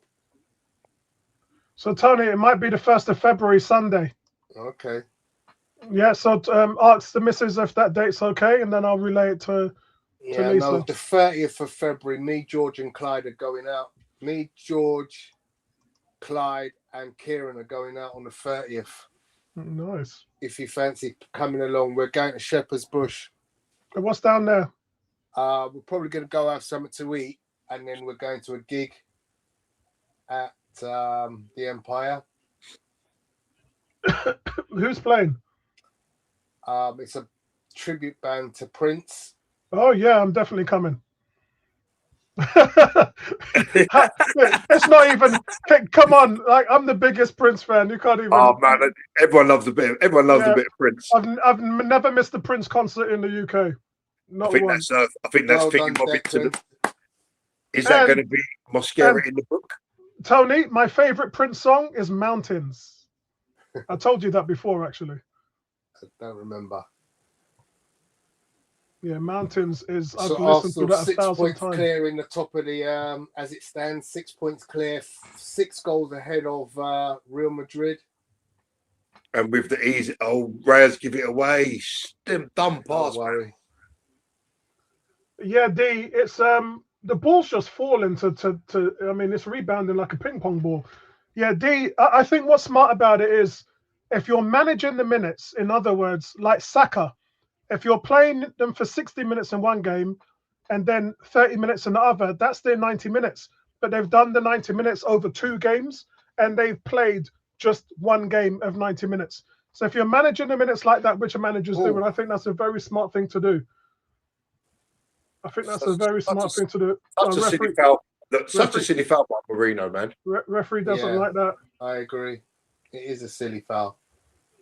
But it's the reaction that's been booked by the Inter player. Guys, remember what I said at the beginning of the game? Declan Rice needs a yellow card in this game so he can miss the next match.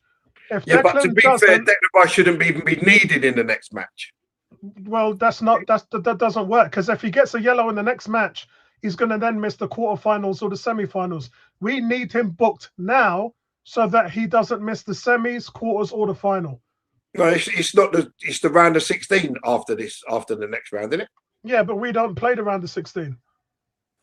So he misses one. No, we do. No, play the round of 16.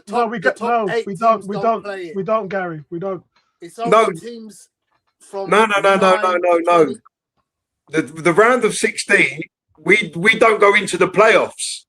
the next teams play off, and then them 8 come to join the other 8 to make the round of 16. But it doesn't change the fact that he will miss one game. So if you don't play in the playoffs, that doesn't count as a game because you're not playing. So it will count on only games that you're playing. So he needs a yellow card now. I've got you. He needs a yellow now. That would be a tactical yellow card. Oh yeah, but he needs it, Tony. Otherwise you're going to be in the same situation as you were with Thomas Partey missing the PSG game in the semi-final.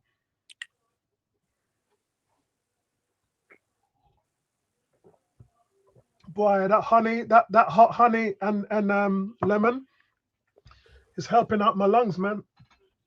I feel a second wind. And Moreno's kicked the ball away, and he's been pushed over. Nah, that was a replay. Oh, so Gyökeres and Gabriel coming on. So Marino's coming off. Mosquera and Jesus. Oh, Mosquera and Jesus. Okay. So Gabriel's already on the touchline, just filling up his hamstring, man. What the hell?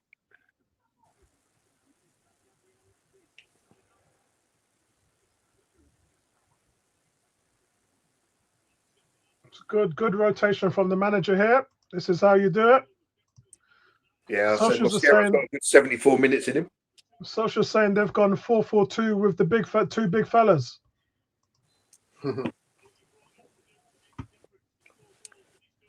Well, there are numerous ways to play the game, innit? If you need a goal, you've got to do what you've got to do. A lot of teams don't do that these days, do they? They keep on playing the same way. If you need to get something. Jesus has had a decent night tonight. 2 goals. Yeah, good legs, good minutes in his legs as well. Yeah. Oh, man, when Akanji. What was the final City score? They lost. They lost 3-1.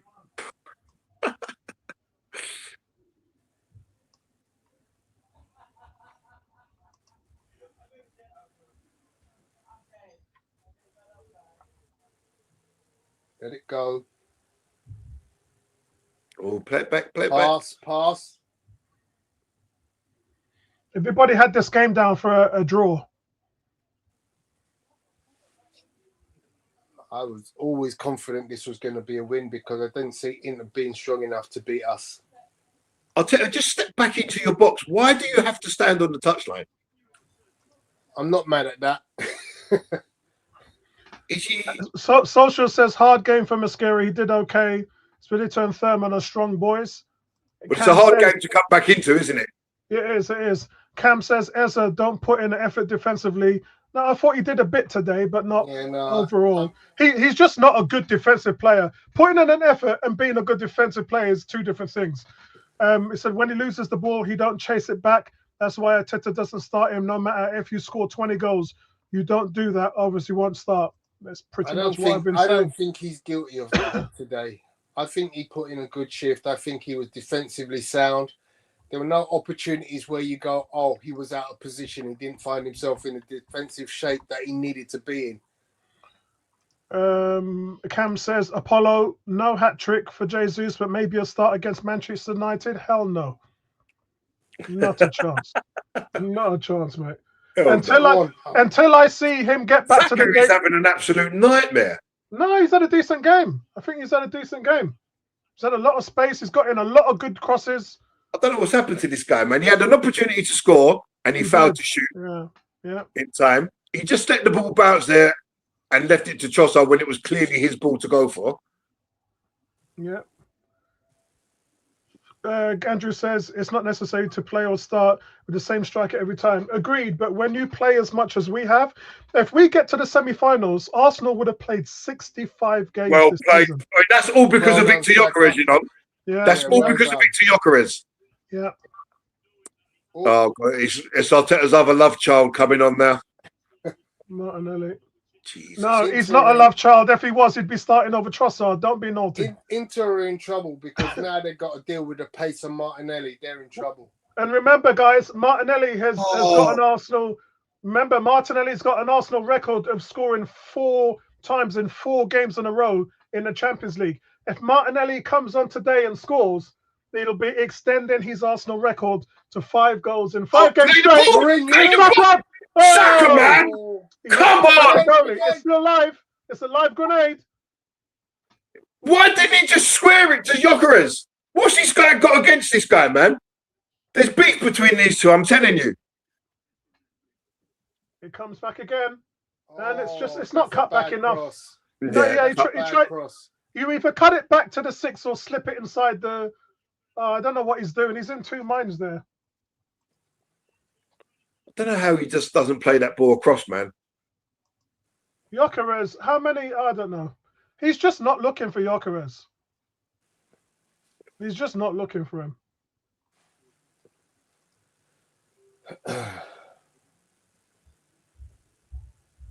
Oh, he's got all the ball there. No, a little bit on the foot. Look, there's the ball. He doesn't even have to take the touch. As the ball's played to him, it's right on his left foot. He can just roll it to Gyökeres. Oh, man. It's so poor. And then you wonder why Gyökeres ain't scoring goals, because that ball there should have gone into him. Is it an easy ball to Gyökeres, though? Because the defender is right inside of him. No, but it's an easy ball, Tony, before he takes it on his right foot. He's come on his left. All he's got to do is play it back across.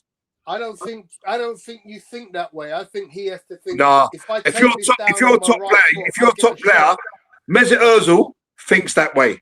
Yeah, of course, Mesut does. Madueke thinks that way. Saka's got this greedy streak about him this year, but just now when we saw him have a blatant opportunity to score, he hesitated. That's I'm much not mad better. at that, Gary. See how Declan Rice helps us out in the midfield there. That's why we were losing the midfield battle, because we didn't have Rice playing. As soon as Rice is in there, he's picking up all the empty spaces. Look how he's running into space now. He's covering his at the moment. It's making it impossible for. Yeah, see, look. Yeah, that's the ball that he should have played. Look. Flip it in. Oh, what are you doing, Martinelli, man? What are you doing? That's terrible. And that's why Martinelli is the love child, because he can get away with that. That's terrible. That's terrible. Did you see Gyökeres hold the ball up there? Yeah, but that's a different proposition when he comes on, because you can't out-muscle him. I want Cranky to address that when he comes on at full time. He can't. He's too busy talking about example of what Gyökeres can do that Jesus cannot do. Hey, Tone, like Arsene Wenger, Cranky didn't see it. I didn't see it.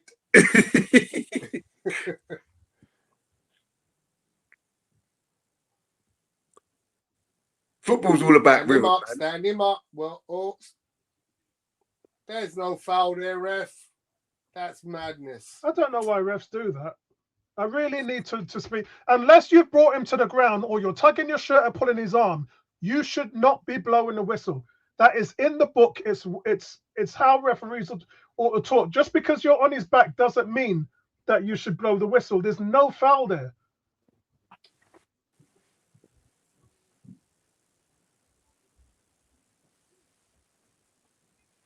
This guy's in heaps. Cross comes in. Yeah, he had all day to pick that cross up. Well played, Arsenal. Look, he's all over Gyökeres. Blow the whistle, referee. Oh, he's booked him. See, if that's in the Premier League, he gets away with it. Yeah. Every week, me and Gary are seeing Gyökeres getting manhandled like that, and the refs just leave him alone. You do that in Europe. He won that free kick. Of course. But you see how he changed. For Christ's sake. And Gyökeres still didn't drop to the floor, man. Yeah. We know what would have happened if that was Gabriel Jesus, don't we? No, Gabriel Jesus likes to go to the floor. From Inter, with 9 minutes to go, they bring on Lewis and Dew from Wilfred Bonny. Is that Bonny? Is that Wilfred Bonny, Jackson? No, different.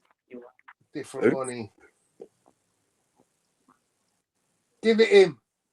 Declan ran into the space and you didn't give him the ball. Oh, lucky. Shame he didn't hook that over the top. That was the ball there. Hook that over the top. Get it down. And then second one. PSG have dominated the game, but Sporting Lisbon take the lead. Luis Suarez, who's Gyökeres' replacement, pounces on the loose ball in the box. How Marino lost that ball, man? And he gets away with it. Love he's the golden child of Arteta. Guys, Arsenal are 8 minutes away from having 8 wins in 8 games in the Champions League. Wow. And Gary and Tony does not look impressed. I'll say that again. I said 8 games, 8 wins in the Champions League. Yeah, well, we'll see what happens. I'll wait another 6 minutes before I show my excitement. And we've had some games, haven't we? Inter, Bayern Munich. I think I am going to get myself another microphone. I think I've used this one too long, and I'm again testing 1 2 1 2 testing. I think it sounds a bit muffed. I think there's a bit of too much muff. I think there's too much muff diving going. Too much muff.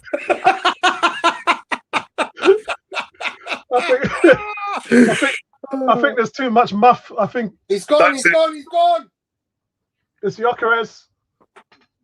Somebody's got to be up with him. Well done. Oh, no, he's got it back. Oh, what a goal! Victor Gyökeres! What a goal! What a goal! Yes, that's awesome. That's awesome. That was awesome. But see when you play him the ball, this guy can do things, you know. Yeah, of course. That run. Look at that run. And look at the strength. Get off. Yeah, the ball to Saka was unlucky, man. He just couldn't take it in his stride. But then the finish. Oh, it's from outside the box. It's from outside the box. And who was saying the other day? All he can do is blast the ball. He's got no finesse. Look how he finessed that in. Keeper no hope at full stretch. Off the fingertips.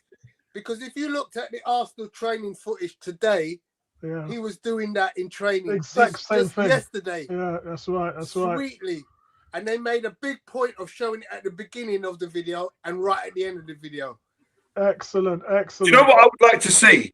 I would like to see Gyökeres stay up top rather than dropping back to help defend. Leave the other 10 to defend. Then you've always got an out ball, someone that's got strength, can hold it, and can also run with the ball and finish. Okay, Apollo, now I can get excited at your 8 for 8. I'm going to give it another 3 minutes. Gary, you were on there. Andrew said, Gary, Gyökeres told Saka he does not like jollof rice. Jollof rice or Declan Rice. And D says, that's what Gyökeres brings. Agreed. You don't see it in the Premier League because there's no space in the Premier League. Yeah. But this is why I would leave Gyökeres up top and just say to him, go and let the centre backs go deal with you. Yeah. And then if you get runners off of him, Martinelli, Trossard, Saka, Odegaard, Rice, that's going to cause trouble for teams. Yeah, socials. He was doing it all last year at Sporting Lisbon. The Premier League know that, but you know, there's two things, guys. The Premier League knows that, and they specifically told defenders not to give him an inch. And every game, every week, Gyökeres is sucking up defenders, sticking to him like glue. That's why we've got so much space. The second thing, which I said to you guys 2 weeks ago, and you have to understand that the league is changing. All defenders are playing strikers like that. All the strikers, except for Haaland, are struggling in the Premier League. All these strikers are struggling in the Premier League. You look at all these strikers, Newcastle, look at Sesko, look at Delap, they're all struggling. Pedro, they're all struggling. None of them are lighting it up. It's just how the league has changed. Apart from Erling Haaland. Yeah. What was that? He ain't scored in 5 goals, Tony. He hasn't scored in. Yeah, he had 5 games. And guess what? City haven't won a single one of them. That's it. I said if Haaland stops scoring, City are going to struggle. And that's exactly what's happened. So, guys, that's Gyökeres' 9th goal for Arsenal. 9 goals this season for Arsenal at the halfway point. Not only that, Apollo, also, Haaland has this season, what's he got, 20 Premier League goals already? Yeah.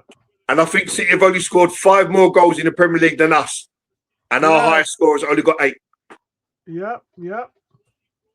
I agree. Vince is saying, Nelly, really great test tonight. And we performed well on both ends. Great result. Yeah, it's been one of those. It's been a little bit of a scrappy game. Go on, Miles. Go on, Miles. Because I think there's a lot in this game as well. These are two teams, Vincey, in the top 8. With Saka. So there's a lot riding on this game. Well, don't you need the win both teams because they're struggling. They've lost 3 Champions League games in a row, Inter. Yeah.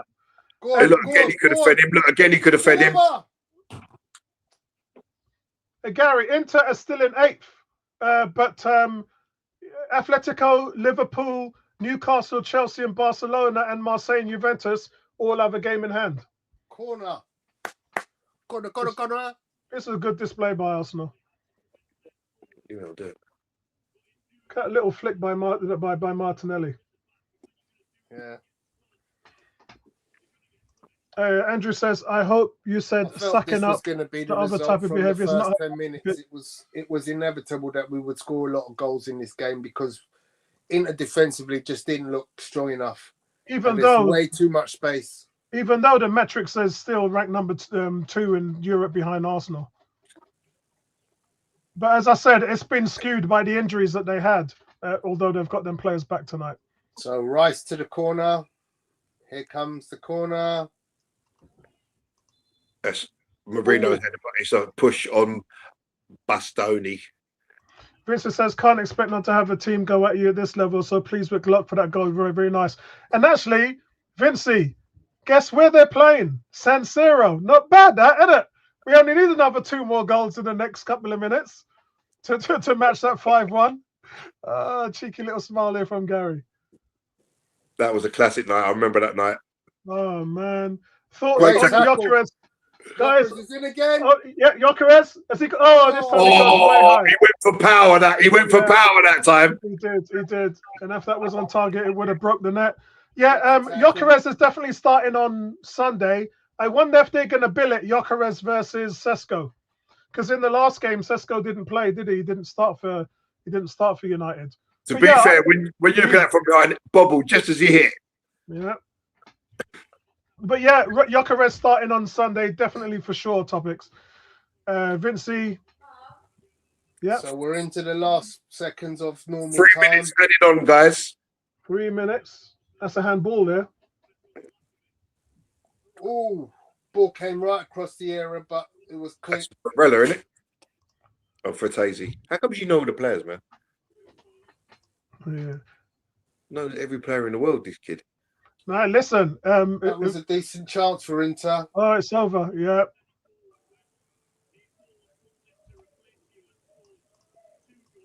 You sure that's Fratesi? Excellent. So Declan Rice hasn't been booked. Cheeky last-minute kick on somebody. It would be a tactical booking, but I don't think he actually knows it. Look at Gyökeres, look. Go on. Well done, Gyökeres. He's been pulled to pillar and post. Well done, Dex. Who's that? Found a player you don't know. Socials is saying So can't Odegaard complain. gets a full rest for the weekend. Yep. So I can't play all Oh, our just Declan Rice yellow card. Declan Rice yellow card. I wonder if look, he's got both hands around him. I wonder if Arteta told him to do that. Tactical yellow card. That's awesome. They made sure they did that in the last minute of the game. Oh, look. Gyökeres versus the old guy. Gyökeres has bullied him already, look. Yeah, but he's tugging at Gyökeres' shirt, though, wasn't he? But see how then it took 3 to crowd him out. The old guy was in trouble. When he was like that. Yeah. Cam says, what a night it is turning out to be for Arteta. Arsenal's 100% record intact, but Cranky still isn't happy because he can't manage. Honestly, Cranky should just give up. Socials is saying, is that Saka assist since it hit him? I'm not sure. I need to check that. That's a good Play it, Martinelli. Play it. I dare you. Where's Gyökeres? Yeah, look, Martinelli could have played it now. Oh, he still got it, Martinelli. Yeah, you're right. Saka got the assist for that. Socials. Where's he going? Saka got the assist. You're right. 100%. Yeah, you're right. 100%. So Saka got the assist. Forward. Play the ball. Move it. Nah, they settled for the 3-1, mate. Stop If I stopping the told you ball. we were going to go to the San Siro and win 3-1 tonight, you would have been nah. But the game is being managed. What Arteta's done is he's got them subs on. And as I said to you and Cranky before, the fact that not having Declan Rice in the midfield meant that we just got nothing going on there. And as soon as he comes on, And that's the end of the everything, game. yeah, everything. Look at Declan. Declan's only been on for 20 minutes. He's knackered. Did you see? Did you see Campbell walk past him and Declan had a big smile on his face because he got that yellow card? Yeah. Wow. Oh God. I'm really happy So with you that. put him on to get the yellow card. Guys, I'm really happy, but I'm going to have to love and leave y'all. No problem, But mate. I need to speak to Cranky because we need the question. We need the questions answered. What question? You can't handle the truth. Come on. Quality goal by What Yonkers. question? I don't hide from questions. I don't go for a score. And my friend just texts me. My friend just texts me. He just texts me because you know I've been beating Gokares. Guys, I don't have the energy to stay on, so I'm going to be in the background while you talk, okay? Feel better, Apollo. How you doing, Gary? Yeah, I'm not too bad, mate. I'm not too bad. I'm glad Gokares scored. I mean, that means Arsenal can do well if he plays well. I have no problem scoring. What about that hold-up play? Something What that hold you up said you play? can't do? What hold up play? Which hold up What did play? I tell you? What did I tell you? Wenger's in the building. I didn't see it. I didn't see it. Wait. Hold on. What? Tell me hold up play you talking about? What hold up play? I see Jesus give Saka a sitter, and Saka mocked it. Didn't he? Yes. He touched the ball twice. He just had to kick the ball in the goal. Gentlemen, I'm going to love you and leave ya. See you later, Tom. Take Yeah. care, guys. Well, it's a good win by Arsenal. Yeah, take care, Tony. I'm going to stay with these two in the background here. It's a good win by Arsenal. I'm glad they won the game. I'm glad Gokares scored, and I'm glad Jesus scored. So if center forwards are scoring, that's a good thing. Now we got to get Saka to be also put the ball in the net. And stop Martinelli make the stop decision. being so selfish. He could have Well, squared the ball that's been the easily. narrative, and people are saying it's false narrative. I don't think it's false narrative, actually. The more you watch him, and also Trossard to cross the ball early in the box. He keeps cutting back and cutting back and cutting back. But that's when you're playing with these inverted wingers on opposite sides that they're going to cut back onto their strong foot. I'd like to see some change in the game where they're on their natural side and can maybe put balls in first time. So I think that's the way that you're going to get the best out of Gyökeres. But also, I did say in the stream, Cranky, that I want to see Gyökeres left up top, not come back to defend. And then when we've got that out ball, he can be the out ball. I don't know what you it's think an about interesting that. point, because I think I heard Curtis from AFTV talking about that, which is the pressure that's put on the forwards to defend by Arsenal, which then makes them tired more quickly. But if you don't, in today's football, any advantage the opponent have, they can exploit it. So if they're coming forward and you're not attacking their defenders defensively, then that becomes a problem. Yeah, but if you've got a player left up top, they have to leave 2 or 3 back. That is true, and I think that's what people should do with Arsenal on corners. They don't realize that. That's what you should do with Arsenal on corners, where we bring all 10 players forward. Huh? Villa done it. Villa done it to us. They started Chelsea leaving did it 3 to up us too. top. Chelsea put 3 men out. We used to put 3 men out. Yeah, I mean, then you have to take 3 or 4 men back, right? So then you have much more space and less blockage in the box. But people don't want to take that risk. Sporting is beating PSG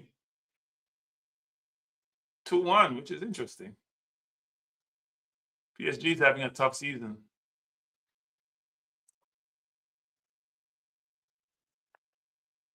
Very tough season. So Cranky, who's the favourites? Your favourites to win the Champions League? Wow, that's a good question. I think it has to be between Arsenal and Bayern, actually. I mean, Liverpool not playing well, City not playing well, Barcelona can't defend, Real Madrid is all over the place. Barcelona reminds me of City to a little respect, which is they have good offense, but the defense is atrocious. Arsenal is the most balanced team, but you know how it gets when we get to crunch time, we struggle sometimes. But if you look at the best team so far in the Champions League, because PSG is not playing well this year. And they didn't come. Remember last year they came through the more knockout phase, right? They didn't come through the being in the top 8 and then therefore an automatic bye to the next round. Oh, Spurs beat Dortmund 2-0. Spurs won? Yeah, 2-0. Spurs are in 4th place. Yeah, it won't end up staying that way. Yeah, but at the end of the day, they may make the next round without need to go to the playoffs to the knockout, right? All they gotta do is make top 8 and they're good. Spurs won. Wow. That's a shocker given the way they've been playing. Is that talking about the strength of the Premier League or the strength of the Champions League or which one? I'm gonna look at the scores. Yeah, but Dortmund had a red card actually in the 24th minute. Now that sort of explained that a little bit, didn't it? And Solanke scored and Romero scored. Solanke's back, so maybe that give them some firepower up front and get Richarlison's out. So who would you start Sunday? Or the Gyökeres or Jesus? Gyökeres. Yeah. Why? Because he brings much more to the team. The press, the hold-up play, that if you can get the ball into him. You see when he goes off, how we just can see so much space. So would you want a Jesus against a Harry Maguire and Martinez because of his mobility, the skill he has? You see the assist he gave Saka, the deft pass. That pass Gyökeres gave Saka was all over the place. Yeah, Jesus but again, Saka was a tap-in.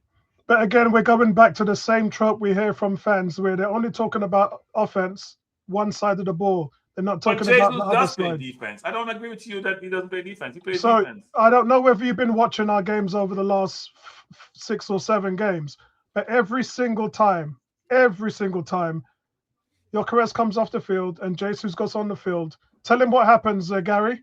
We lose so much space and the game just becomes so open and it hurts us really bad. So what is Gyökeres doing except being up top, running around and not? Does he win any ball up there? Does he turn the ball over? Yeah, because he's there. He stops the defenders from playing out, doesn't he? Look, what was the game the other day, Apollo, where we was watching it? Was it Forest, wasn't it? He went off against Forest, and then all of a sudden, Forest went into press, and they hadn't pressed us for 55 minutes. As soon as Gyökeres left the field, Forest was on us. Yeah, he gives us the out and the space to avoid the press. But that's been happening since the Villa game. When he went off against Villa, that's where it started, and that was in November. And it's been a down spiral hill all the way through December, all the way through January. It's a theme. We were all over the place at the Villa game. It's a theme. The first Villa game? Yeah. No, second. And we won that game 4-1. No, sorry, I meant the first. The first one, they beat us because they were beating the press in the first half. No, they beat us because they beat the press. No. That first Gyökeres didn't play in the first game. Yeah. Gyökeres was missing in the first game when he was missing against Sunderland. Talking about then? Which games are Apollo talking about? So it wasn't the Villa game then. Hold on a second. He was missing against Sunderland and Villa. We drew against Sunderland and we lost against Villa. Because every time they played the ball through the middle of the whole game. Every time he comes off the pitch, we lose space. Right. So it was the Wolves game. Also, but keep on. It was all the way through the Wolves game, the Everton game, the Brighton game, where at the end all three of those teams just came right on us. It happened again in the Forest game. I mean, even at the start of this game, Gyökeres didn't start this game, and even at the start of this game, you could see the pressure they were putting us on the counter-attack. They just had so much space to play through. Granted, a lot of that was because Declan Rice wasn't there. But Thierry Henry said it really well. Defense starts from the top. So if you're not there, hurrying the passes, putting pressure on the goalkeeper. And look, let me say one thing before you say that, Cranky. Jesus used to do it. He's lost a yard, isn't he? He's lost a yard from the injury. Jesus and Nketiah, remember they used to say, what is it? They said your defense is in trouble because Nketiah's in the room. Him and Jesus both used to run down goalkeepers and force them into mistakes. Since Jesus come back from his injury, I ain't seen that once. He's lost that. I think they're playing more positional pressing. It's not just pressing. They're trying to make sure all the spaces are closed down before they even go. And yes, Goalkeeper is big and strong, but you know what we're gonna do? We're gonna agree. We agree to disagree on Goalkeeper. We're gonna agree to disagree. Well, it's not just Gorka. It's not just. Sorry, I'm Gyökeres, not Gyökeres.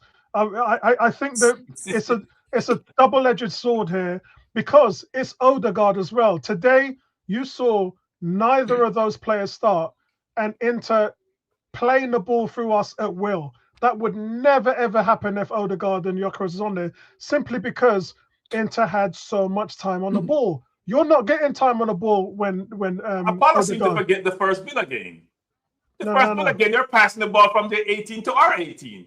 But right? remember, what are you talking about? Remember, Cranky, I'm the only one that's thinking about offense and defense. You know, I ain't just talking about. But Apollo, we're making statements as if these statements are also factual, and there's no counter to the statements. Against Villa, they played through us the entire game. The ball was getting up to Watson and to Rodgers without any pressure. No, but that is didn't Odegaard play that game? No, but the Villa game is different because it's tactically driven. And every time we play them, I say the same thing to all of you guys. And that is Emery's tactic is to hit a 60-yard ball to the left because Timber is inverting. So when Timber's up the field, he knows if I hit that diagonal ball over to Watkins, Saliba and Watkins is in one-on-one. And Watkins had 4 goals against Arsenal over the last 3 years from that position. So they know they get luck with that ball. When we played them, he hit the post and we're still lucky and then still scored. So it's a tactic that has always worked. Got nothing to do with how the way we set up. Arsenal invert Timber. Timber is upfield supporting Saka and Odegaard. So Emery knows that he's a one-trick pony against Arsenal because when it works really well. When it doesn't work, they get battered. Why they beat us was because Eze didn't follow Matty Cash.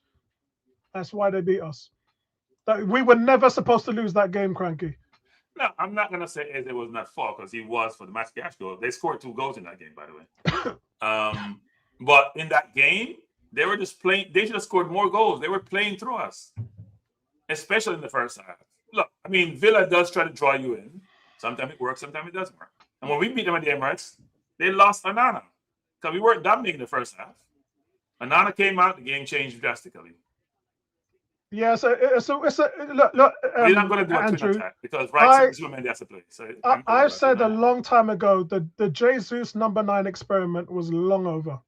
It finished that nail in the coffin finished a long time ago.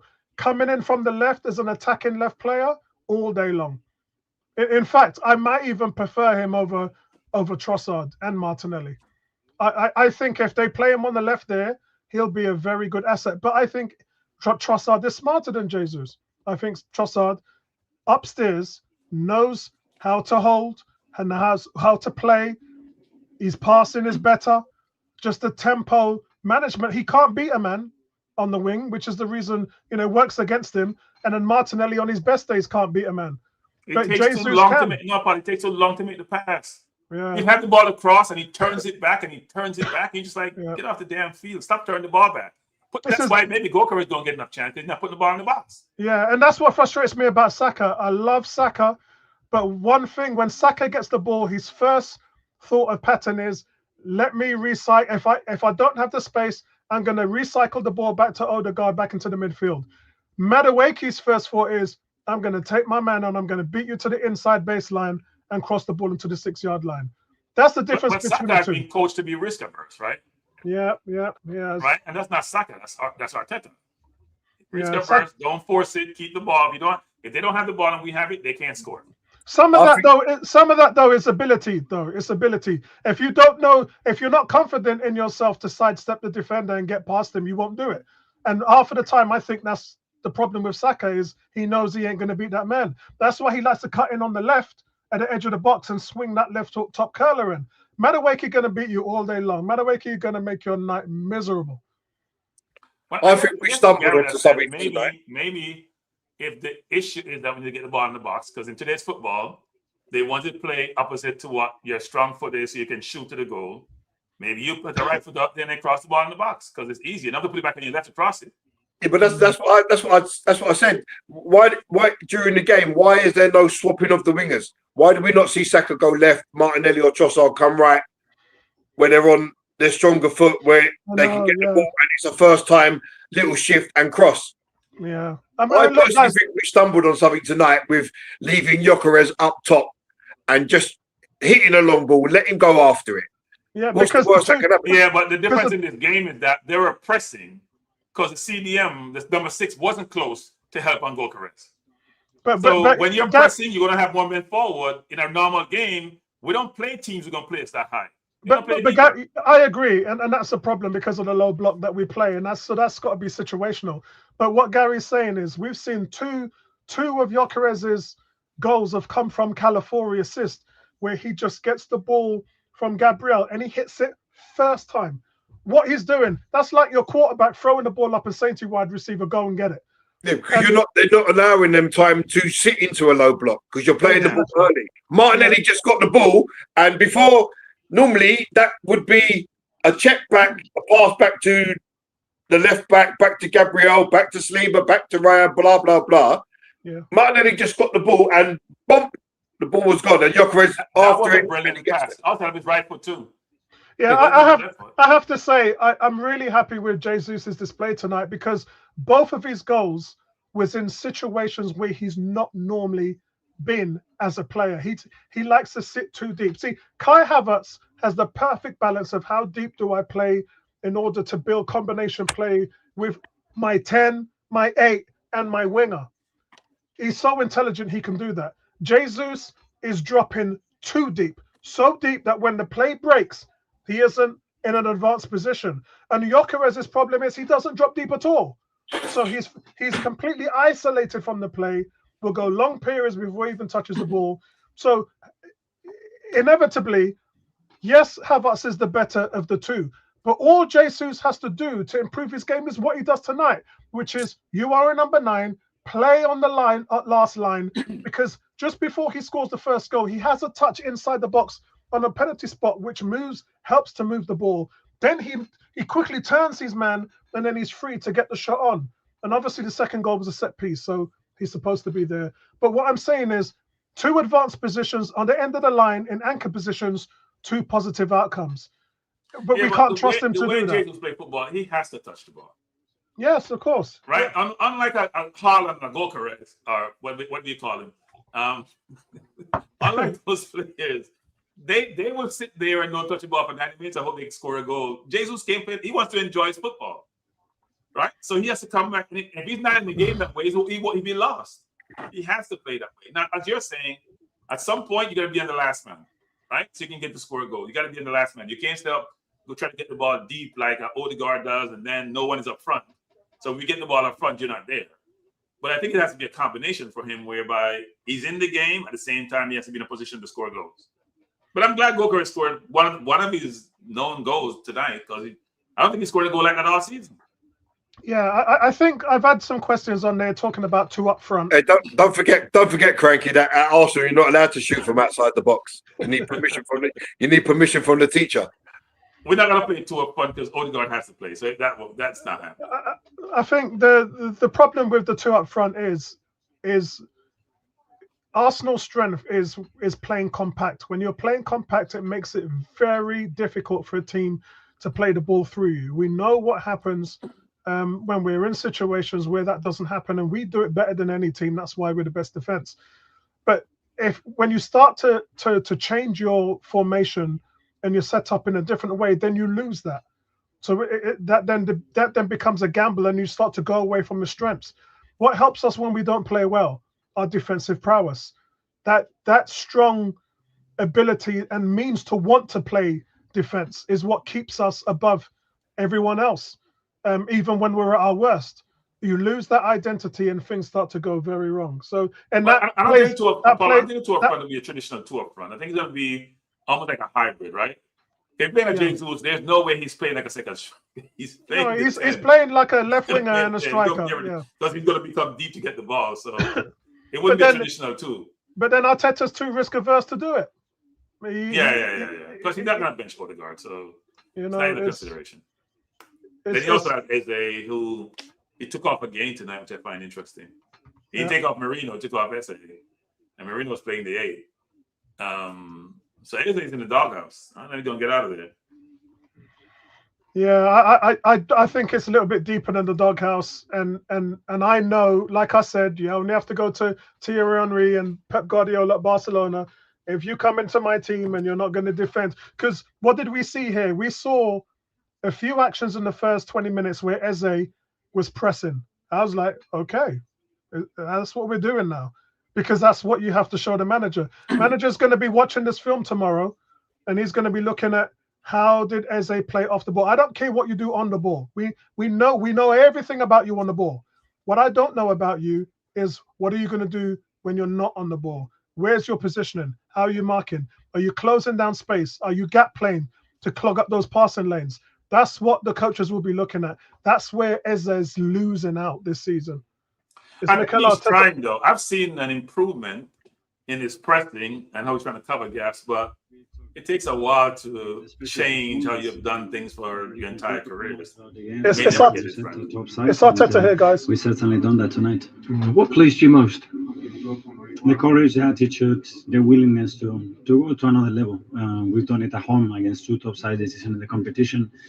To do it in San Siro against the best team in Serie A and one of the best teams in Europe, as you said, is something else. Was it an intention in a way with your team selection and the way you used your subs to make a statement tonight in a way? I was about trying to be better than them, and we knew that we have to navigate through different stages in the game. They manage the games, they control the games in a very good way, and we knew that we're going to have to do that in the pitch and through the subs as well. You had some wonderful individual performances. Let's start with Gabriel Jesus. We talked about him before the match. You said he'd bring unpredictability, but there's a poacher, of course, there, isn't there? He's an unbelievable player, and the bigger the game is, more comfortable he plays, and so happy for him. I think he deserves the Man of the Match awards, not only for the goals, for all the work that he's done, but like him, many of the players, you don't win San Siro. Christian Mosquera also was coming back tonight as well. So I think you were particularly pleased with him. I thought he struggled a bit. Player that I thought I was going to give him a hard time. I thought medical stuff. He gave him a hard time tonight. He ain't played in 2 months though. I know, and 200 physical play. I thought he gave him a hard time. We are very short in the back line. Not that he didn't play well, but I don't think he was like Saliba, for example. And then, of course, it will feel special, I'm sure, tonight for Victor Gyökeres after a degree of criticism, and you underlined yesterday you had belief. Wow, what an impact. A great impact, and the game was taking a shape that was fitting him very much, and he had 2 big chances. He put one of them away, and I think he really helped the team. Does the nature of that goal also do something special in a way for his confidence? It was fantastic. Very important, and for him again, it's the second away game that he's done really well. Now he's finding some consistency. He brings something very special to the team. That's some finish, and yeah, very happy for him. Arteta is like a typical coach. What does tonight tell you about your team? We talked about the depth that you now have. Have you underlined that tonight? Yes, it doesn't matter who we play, that they are ready and they are performing. And now we have to trust all the players because we made 6-7 changes today, and still we perform at the highest level.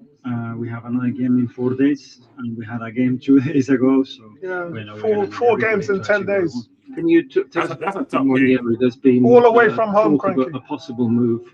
But Manu's at home, right? Is that going to happen, do you think? I don't know. We'll have a discussion this week. Obviously, he's not having the minutes that probably he deserves as well, and he needs at this age. So we will address the situation. 4 out of our next 5 games so are it at might home. be a good thing for him in a way as well, and for the club. Okay. Let's see. We have to sit down and discuss how we want to move that forward. And a final point, you go into a big game. Going to be some selection poser now, isn't it, for you up front? Who starts? Let's enjoy tonight first, because I think we deserve that, and we have a few days to prepare the Man United game. You do indeed have all the reasons to enjoy tonight. Well done. Thank you. Yeah, I think I still haven't seen Jesus' fitness to a point where I could trust him to start for 90 minutes or give me a game against Man United. Premier League is a different animal, man. I don't know how United's going to come out and play us, to be honest with you. They're going to play the same way they played the other day. Well, Yeah, then, that's what I think. But then they're going to let in 3 or 4 goals if that's going to be the Yeah, case. but they're not going to play risk-averse football. They are pretty comfortable with their athleticism. They are running really well. I watched a sequence of play they made where they made 15 passes. Boom, boom, boom. Not the slow recycle stuff. But They had you're on not the sideline and they were passing the ball. You're not going to do that against Zimbermandy, Rice, and No, but you gotta think about it. They have athletes on the field now. They have Mboimo up front. They have Diallo on the right. They have the little kid there from the left on the right, and Diallo on the left. So they're playing with athletes. That's part of one of the reasons why he has the team he has, so they can come back defensively. That's why Cunha was on the bench, and that's why Cisco's on the bench. And then he has Mano in the middle, who was good positionally, but not that good defensively. So that should be interesting. Yeah. It's going to be a huge game because I can't wait for it. Yeah, it's really going to be one of the it's going to be one of the games that's going to really tell our season. Remember last year they beat us with 10 men, in the FA Cup, right? Yeah. When they were down 10 men in the first half and we still couldn't score. I mean, we weren't playing. I don't even really count the FA Cup because we ain't been playing to win that. But they for 4 played. years. They beat Liverpool this year, didn't they? Yeah. And they beat Man City, so they're playing good against the better team. They're not playing well against the lower half team. So, and when we played them, they should have beaten us too. I thought they were the better team. Yeah, they were the better team. So, yes. I mean, think about all the good teams they played against, and now they're probably feeling better against themselves. They have the new manager bounce. They have a different setup lineup. But that's like I said to you, Cranky. It's the defense. No matter how Arsenal play, they fall back on the one thing, which is teams struggle to do anything again. They even struggle. Who's the left back? Who's the left back? That's the question. Well, I mean, Timber, yeah, I mean, again, 4 out of our last 5 games, teams have failed to have a shot on target. It's just who we are. It's our identity. Every did I team has read an identity. that Hincapié might be back for the United game? He should have been on the bench today. I'm sure I heard that What's somewhere. the story, Calafiori? Yeah, he should have been on the bench today. Is Calafiori out for a long period? Early February. Wow. Beginning of February. When Calafiori comes back, man, people don't realize how good this player is, I don't know if Tommy Yasu's coming back. He seems to be injured a lot. He's injured. He's been injured since he's been with us. Yeah, it was a freak injury with him. Huh? It was a freak injury with him. No, he was injured when he came to us. Remember when he was in Italy, he was injured. Yeah. He's always injured. Guys, I'm at the end of my tether. I'm struggling. I've got to duck out anyway, guys. I'm gonna say good night, then, everyone. Guys, listen, have a wonderful rest of the week. It's been fantastic. Arsenal 7 wins out of 7 in the Champions League. Both of our strikers got on the score sheet. When have we ever said that this season? Yeah. And we now look away to Man United on Sunday. Home to Man United. Home to Man United. I'll try and do something and get with you guys on Friday. We haven't talked about the Premier League in a while, so I'll try and do that. All right, guys. Right, wish you better, Apollo, yeah? Yeah, feel better, Apollo. Take it easy, my friend. Cheers, mate. Right, Yeah. well, I'll Bring speak some to you later. good